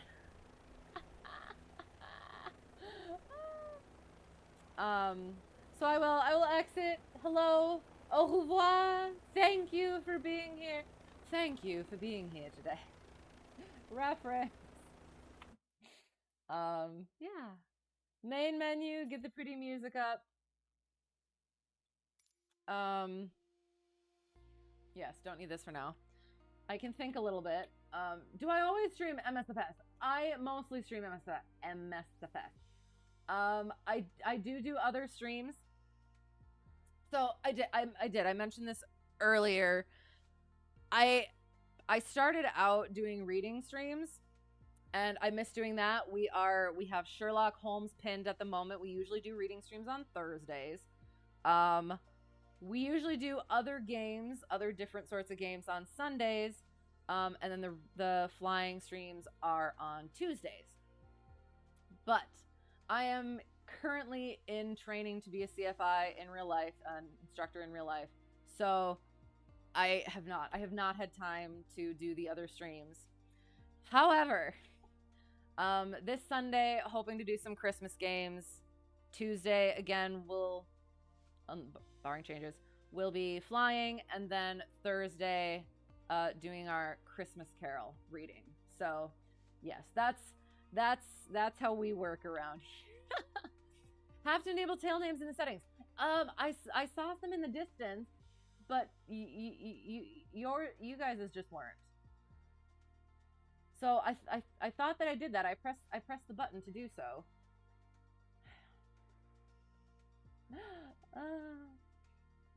Let me take care of that. Get that like that.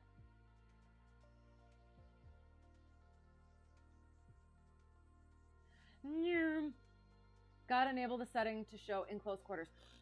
Okay, is there a separate setting for close quarters for the actual aircraft versus the name tags? Because we did figure that out the one time that I had to show close quarters.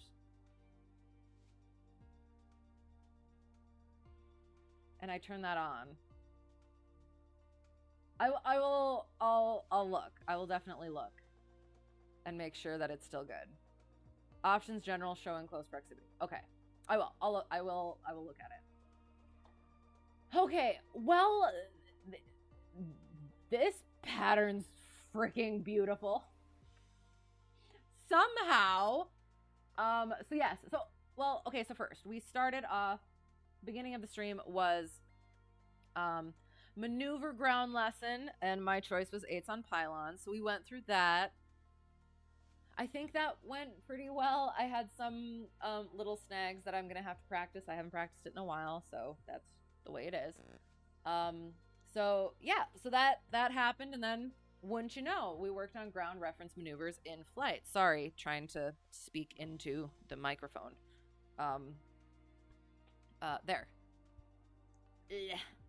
I have noticed that in some of my other streams where I'm not quite speaking properly to where the mic is, so I apologize. So, did the left downwind departure to the southeast.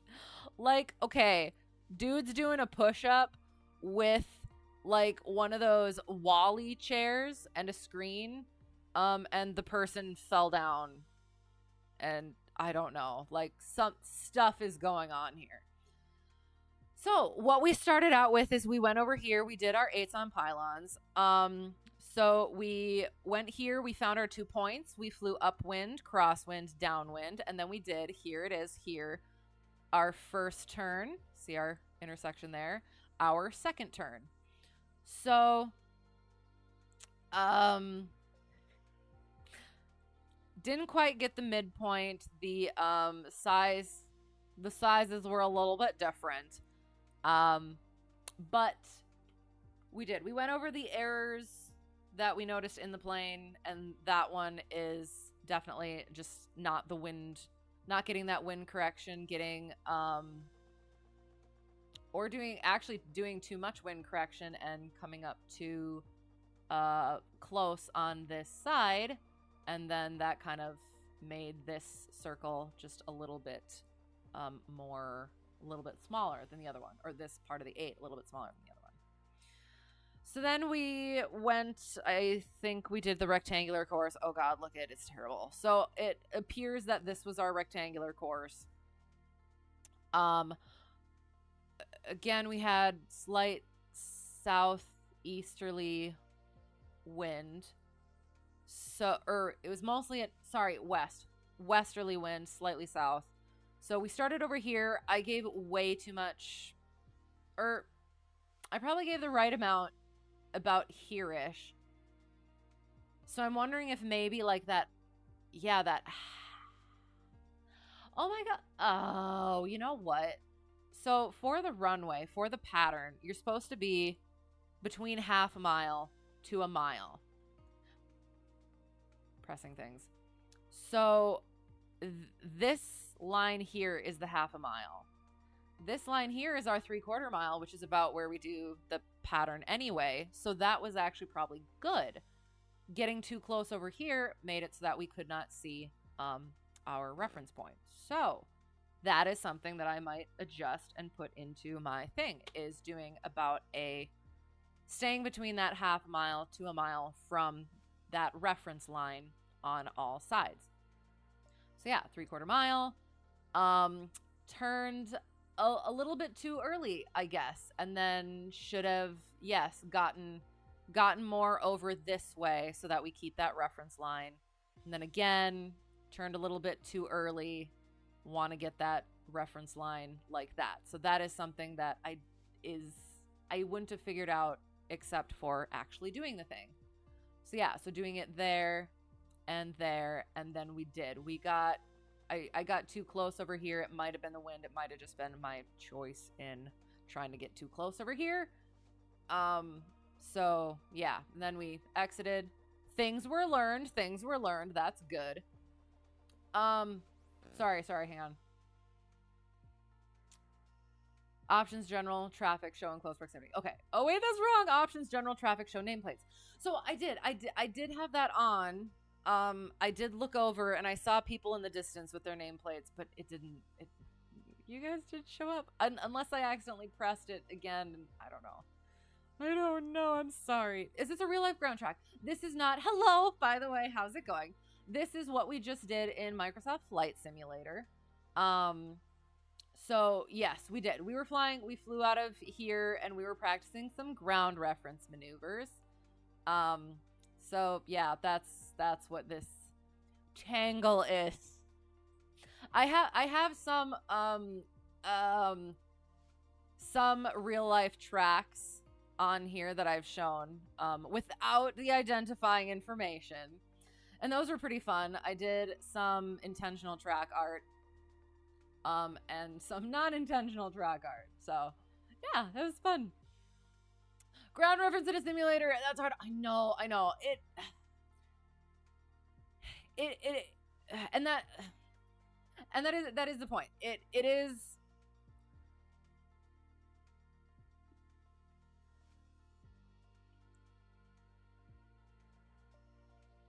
It's like doing this is good for the procedures and the flows and getting an idea of like there. I learned something from that.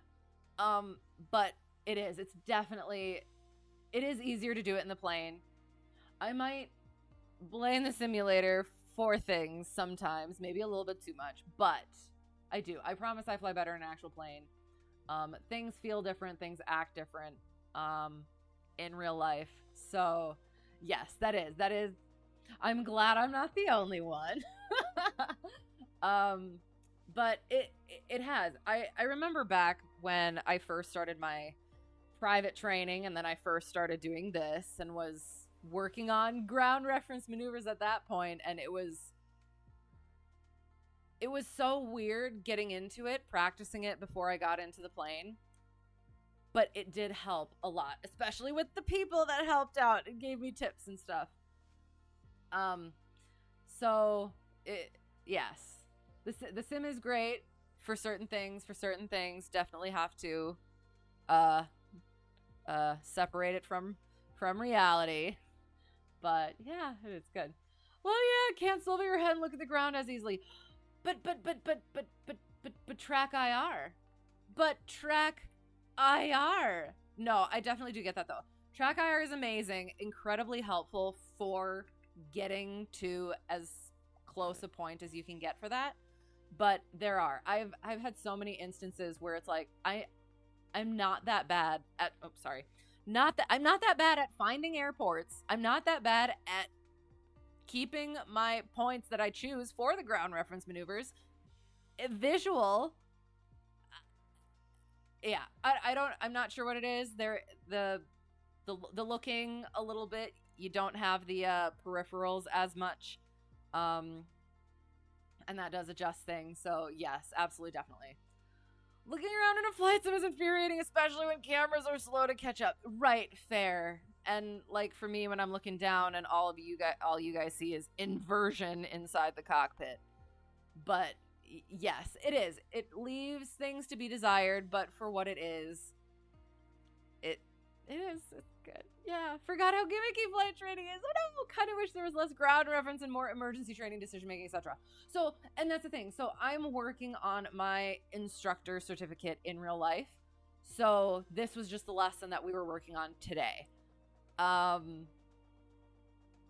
There is a lot of training to the check ride sort of thing. I definitely do also agree with the more emergency training, decision making stuff.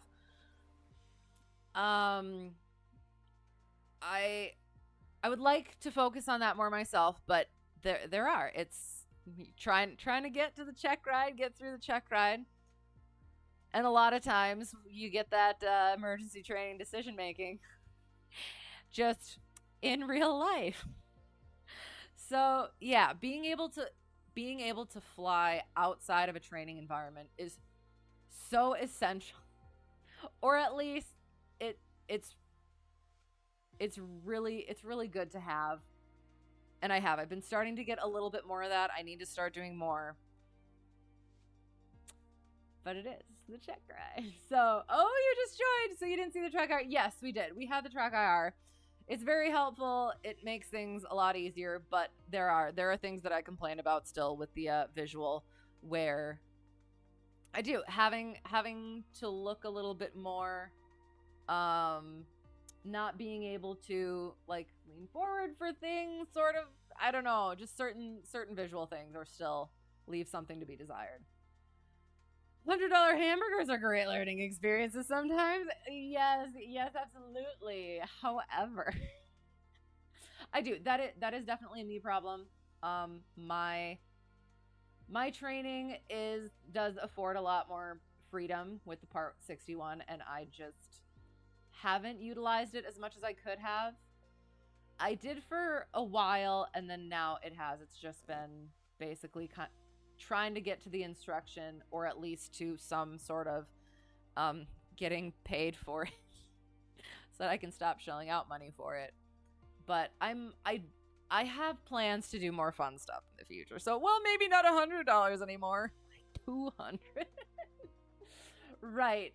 Yeah, like those are really good experiences, good learning experiences. Just remembering the fun of flying and getting into more of the real life stuff. So, yeah, that's definitely true. Went over a rectangular track. Then we have, it is. Look at how, it's not very good. So, like, this part's okay. And then whatever's happening here. Hang on, let me look. You know what? Yeah, I think my halfway points were... I will specifically add that to the common errors for turns around a point. Poor choice of points. This point itself was fine, but the half-mile markers or middle markers that I was looking at, I did not have. They were not correct. So this one, I got almost pretty good, but we kind of ended it a little bit early. But yeah, so doing that kind of whooped it out a little bit. I have gone the opposite direction. My instructor said this part is where people usually like kind of start cutting the circle off. And I've gone the complete opposite direction, and I don't bank enough right away. So, yeah. Hello! Jamster, thank you for the raid! I'm happy you're here. We're just finishing up. I'm sorry. But we're going over flight stuff, so I hope that's okay. How was your stream? What were you doing? Welcome, everyone. Jamster raids. Yes, hello. Happy to have you here. So I will explain quick what we were doing. So I am a pilot in real life. I am currently working on my instructor certificate. So tonight we were working on the ground reference maneuvers. So that's what we're talking about. That's what you're looking at here is our track. Look, was our turnaround to point. However, it's terrible, and then we're just talking about why at the moment. So, happy you're here. That's awesome. Part 61 is great. You were a Part 61 guy. Yes, I am. It makes my heart happy. Yes, the schools that I've gone to, or at least the airports that I've flown out of, instructors that I've had, the people that I've met, and yeah, just like the freedom that you have in those situations. It just makes me happy, and it does. For me, it goes back to what flying sort of like used to be, and what it still can be, and just, yeah, it's just you and a tin can zooming through the sky, potentially blasting your tunes in your Bluetooth, but that is slightly a little bit more technologically based, so maybe not. But yeah, stick and rudder, steam gauge, and hello, thank you for the follow, Big Will 2K, appreciate you so much. Yes, I do. We've had, I've been back, it is late. I started late, and it is just very late. So I've been babbling a lot. So I do appreciate you all being here. Thanks for putting up with me. Thanks for being here. Jams raid, and there's Pepe, please. Hi. Hello. Played Super Mario Brothers 2. How did it go? I'm trying to think. That's not the Game Boy Color version, is it? Or is that?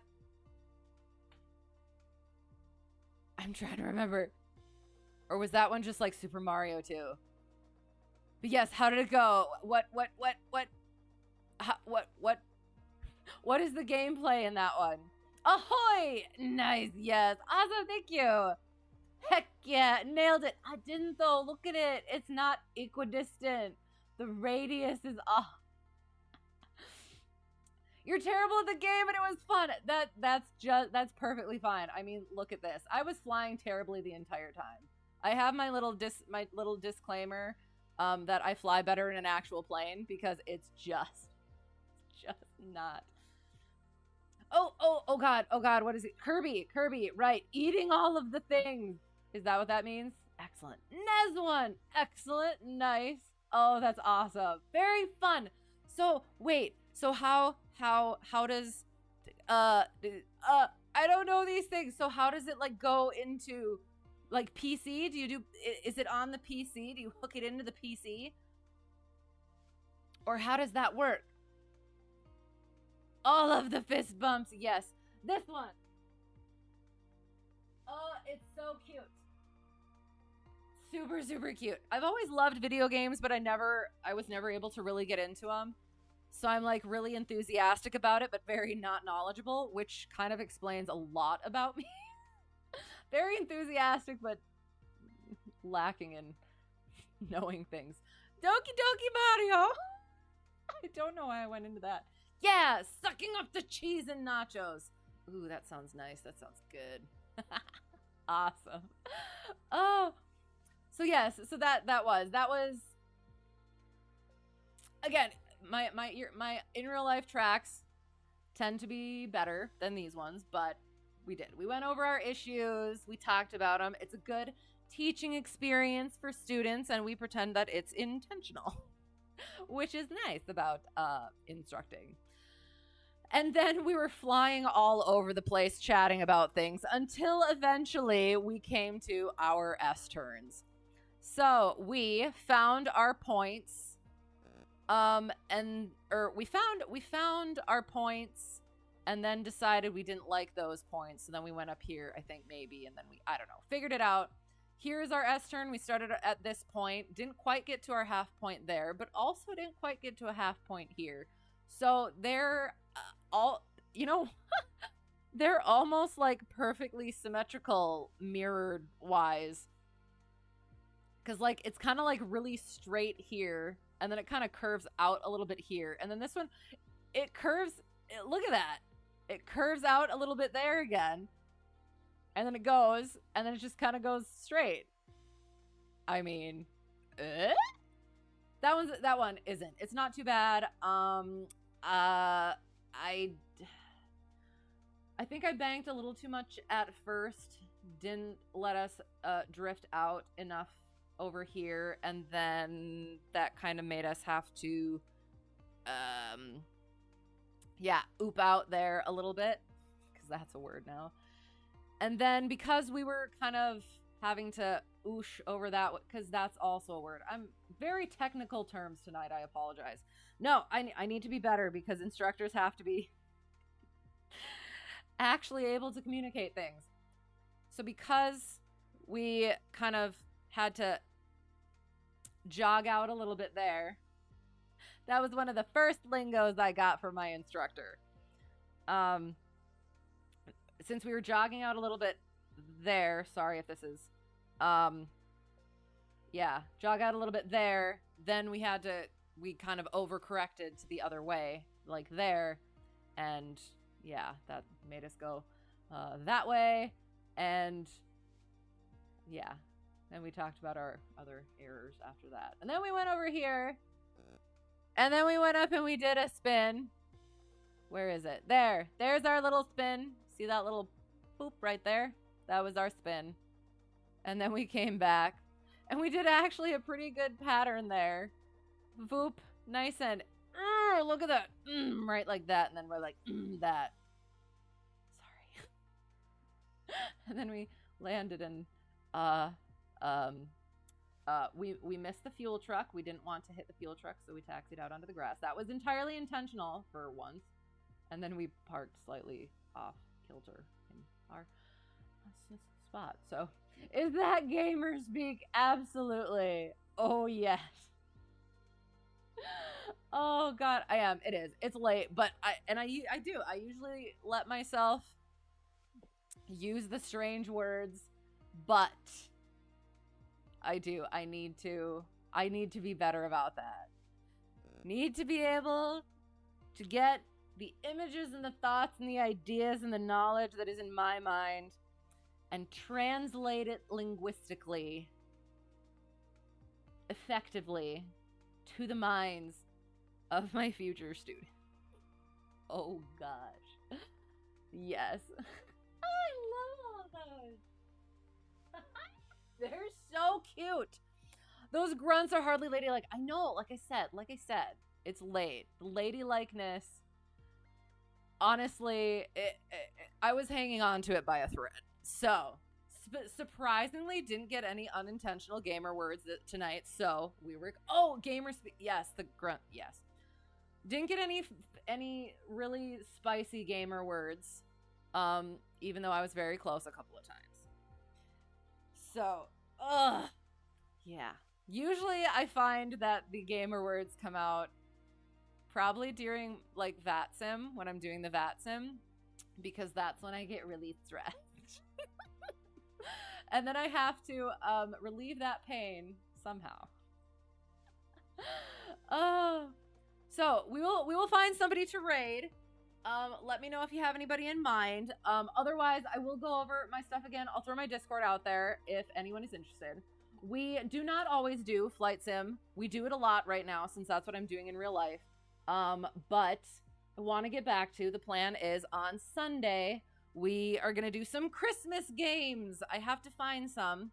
All the ones that I have are kind of like horror-themed Christmas games, and I want to do some festive-y Christmas games. So that should be Sunday, barring changes. We'll let you know in my Discord. Flying we usually do on Tuesdays. That's our usual schedule. And that is, again, barring changes.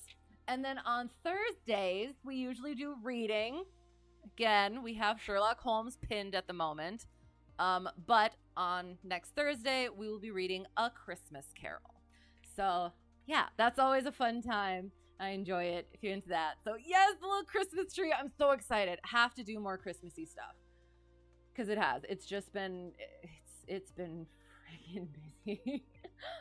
So I will get out of this. No more pretty music, I'm sorry, while I'm looking for raid things. And I'll tell final stories, I guess, as well. Make sure it's good. So yeah, had final lesson with Instructor before he went off to training. So he is currently at training. Oops, that's not what I wanted. Shoot. Browse first. And now I'm kind of on my own, working through the flows as I need to. We worked on performance maneuvers and emergency procedures. I did not do very well on the emergency procedures. And to be honest, I know that. I do know I need more practice on that. Again, working towards check ride doesn't end up, what's the word?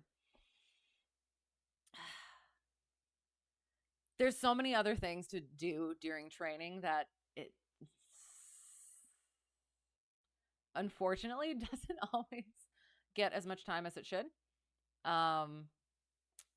But yeah, that's one of the things that I want to do a lot better with, need to do a lot better with. Let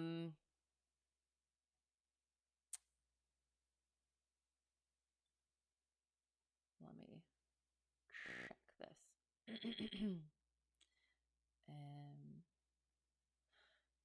So yeah, so we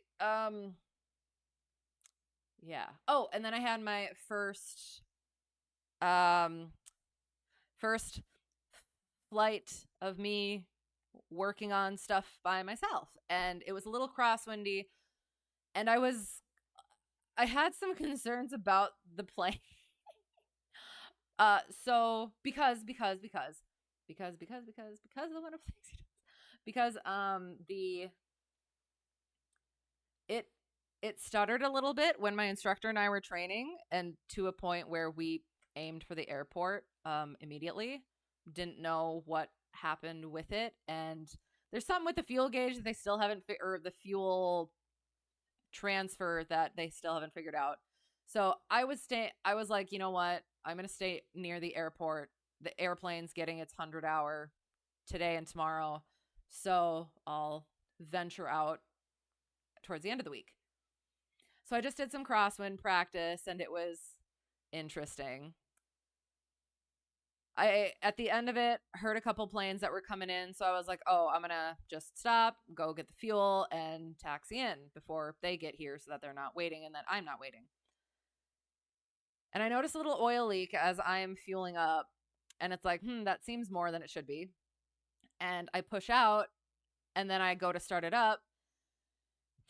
And I primed it. I only did one shot of primer. But that plane does not need a whole lot of primer.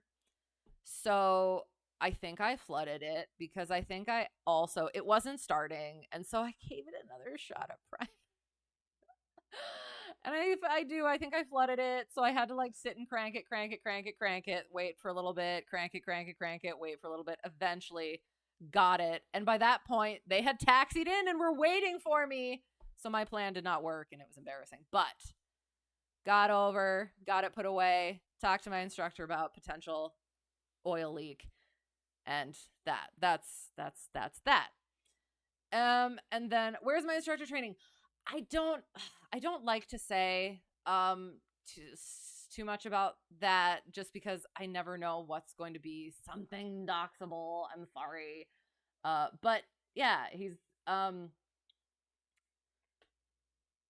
yeah. He's where he wants to be, which is excellent. Like he had an airline training, or an airline thing lined up, and then he was able to go to less than that. Stranger danger. I know. Some kind of airline.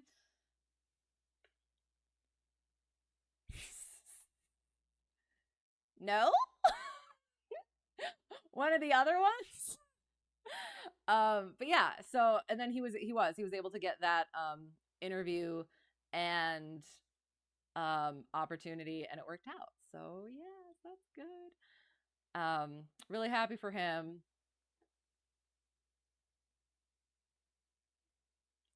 That what? Why is that live still? Hang on, I gotta refresh this.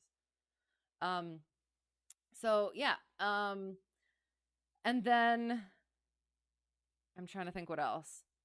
Yeah, the ferry thing, ferry opportunity that I had a couple weeks ago, potentially happening again soon.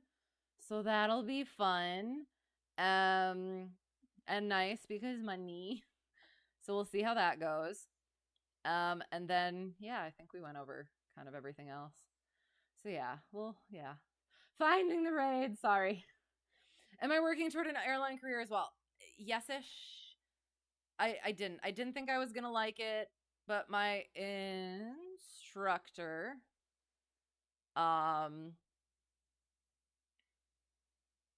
number one instructor, didn't think he was gonna like it. We see eye to eye on a lot of things, and he currently does. So we're gonna yeah. And then yeah, my instructor now also thinks I'll like it. So I do. I trust their judgment, and I'm really happy to have people like that I can trust, because I don't trust people very well very often. So yeah.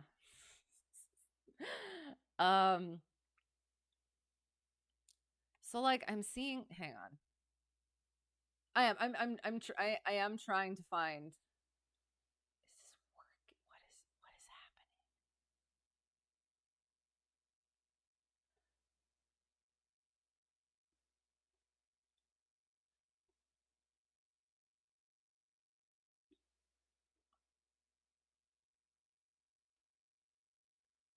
Oop, oop, oop, oop, oop. Oh, shoot. I saw a thing, and then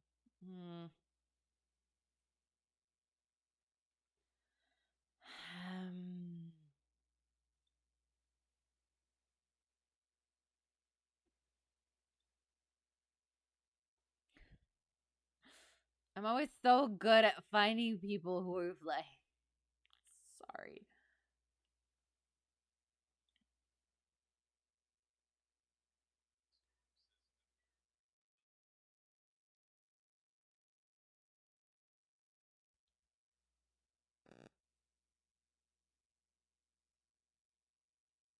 This one could be fun. Oh,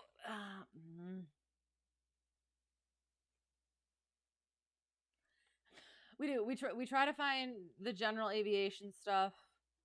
But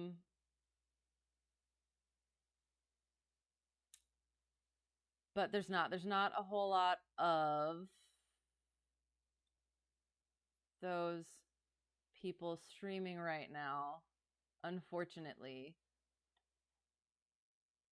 So we'll have to find something else fun.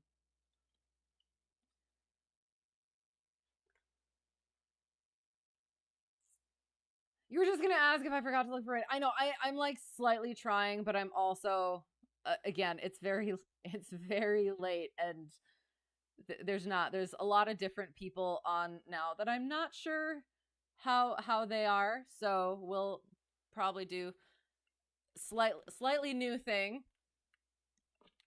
So yeah, so we'll see how that goes. Probably hard to beat as far as jobs go. I know, right? And that's why it would be. I'm in a position where it would probably work out the best for me too. So definitely, it's definitely probably where it's going. What about fighter jets? I mean, hell yeah, but would I be able to? Probably not. So, I mean, that it is. It's one of those things where it's like would love to, but also need to be realistic. Gotta find someone trying to pay for flight school. There we go. Got a lot of buddies that flew. Oh, that flew fighters. Sure, it's a lot of fun, but you end up at the airlines after that anyway. Right. Might as well get a seniority number and then still go do that on the side. That is a fair point.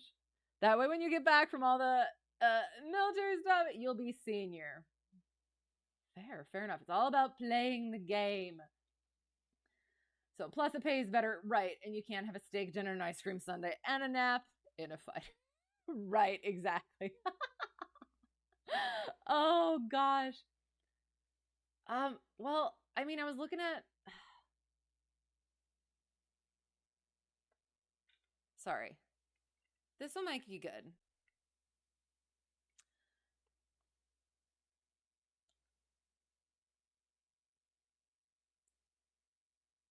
See, I just don't.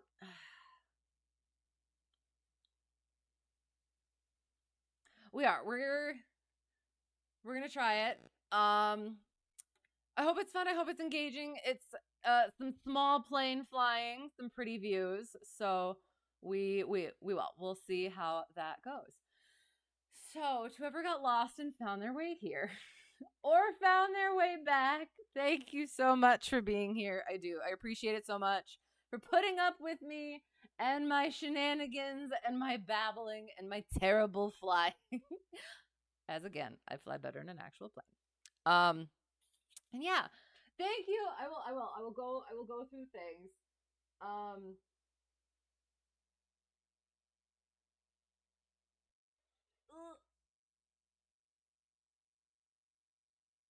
Thank you, Chill Maze and Jamsters, for the raids. I appreciate it so much. I think that was it. I don't think I missed them. If I did, I hope not. I hope not. I do. I appreciate it so much. Always good. Always good to see you. And meet you, all you people. Thank you for the follows. Thanks for hanging out. Thanks for flying along with. And yeah, it was a good time. It was a late time. So thank you for sticking around. Of course, yes, thank you. And yes, I hope you have a great whatever it's gonna be for you. I will be going to sleep. Have fun in the raid. I will get that set up now that I forgot that I actually have to like fully hang on. I'm in it checking on it to see if it's good. So yes, have fun, give them love, and yes, yeah, I will be going to bed. I was yawning at the beginning of the stream. Christmas, the wings of Christmas. How do I do this? That's not the right button. This one. And yes, I hope to see you again soon. Again, Sunday. I really want to make that work. Then Tuesday, and then Thursday. So yeah, that's the plan. What am I doing? That. Okay. Oops. That. Okay. Okay, got it. So yes, have fun in the raid. Yeah, send the love and stuff. Have fun. I said that. I'm sorry if I've forgotten anything. That's why I'm repeating myself now, because I assume I'm forgetting things. But if I forgot anything, brain is mush. So I apologize. I didn't mean to. And until next time, all the good things. And yeah, thank you. Thank you so much. And bye.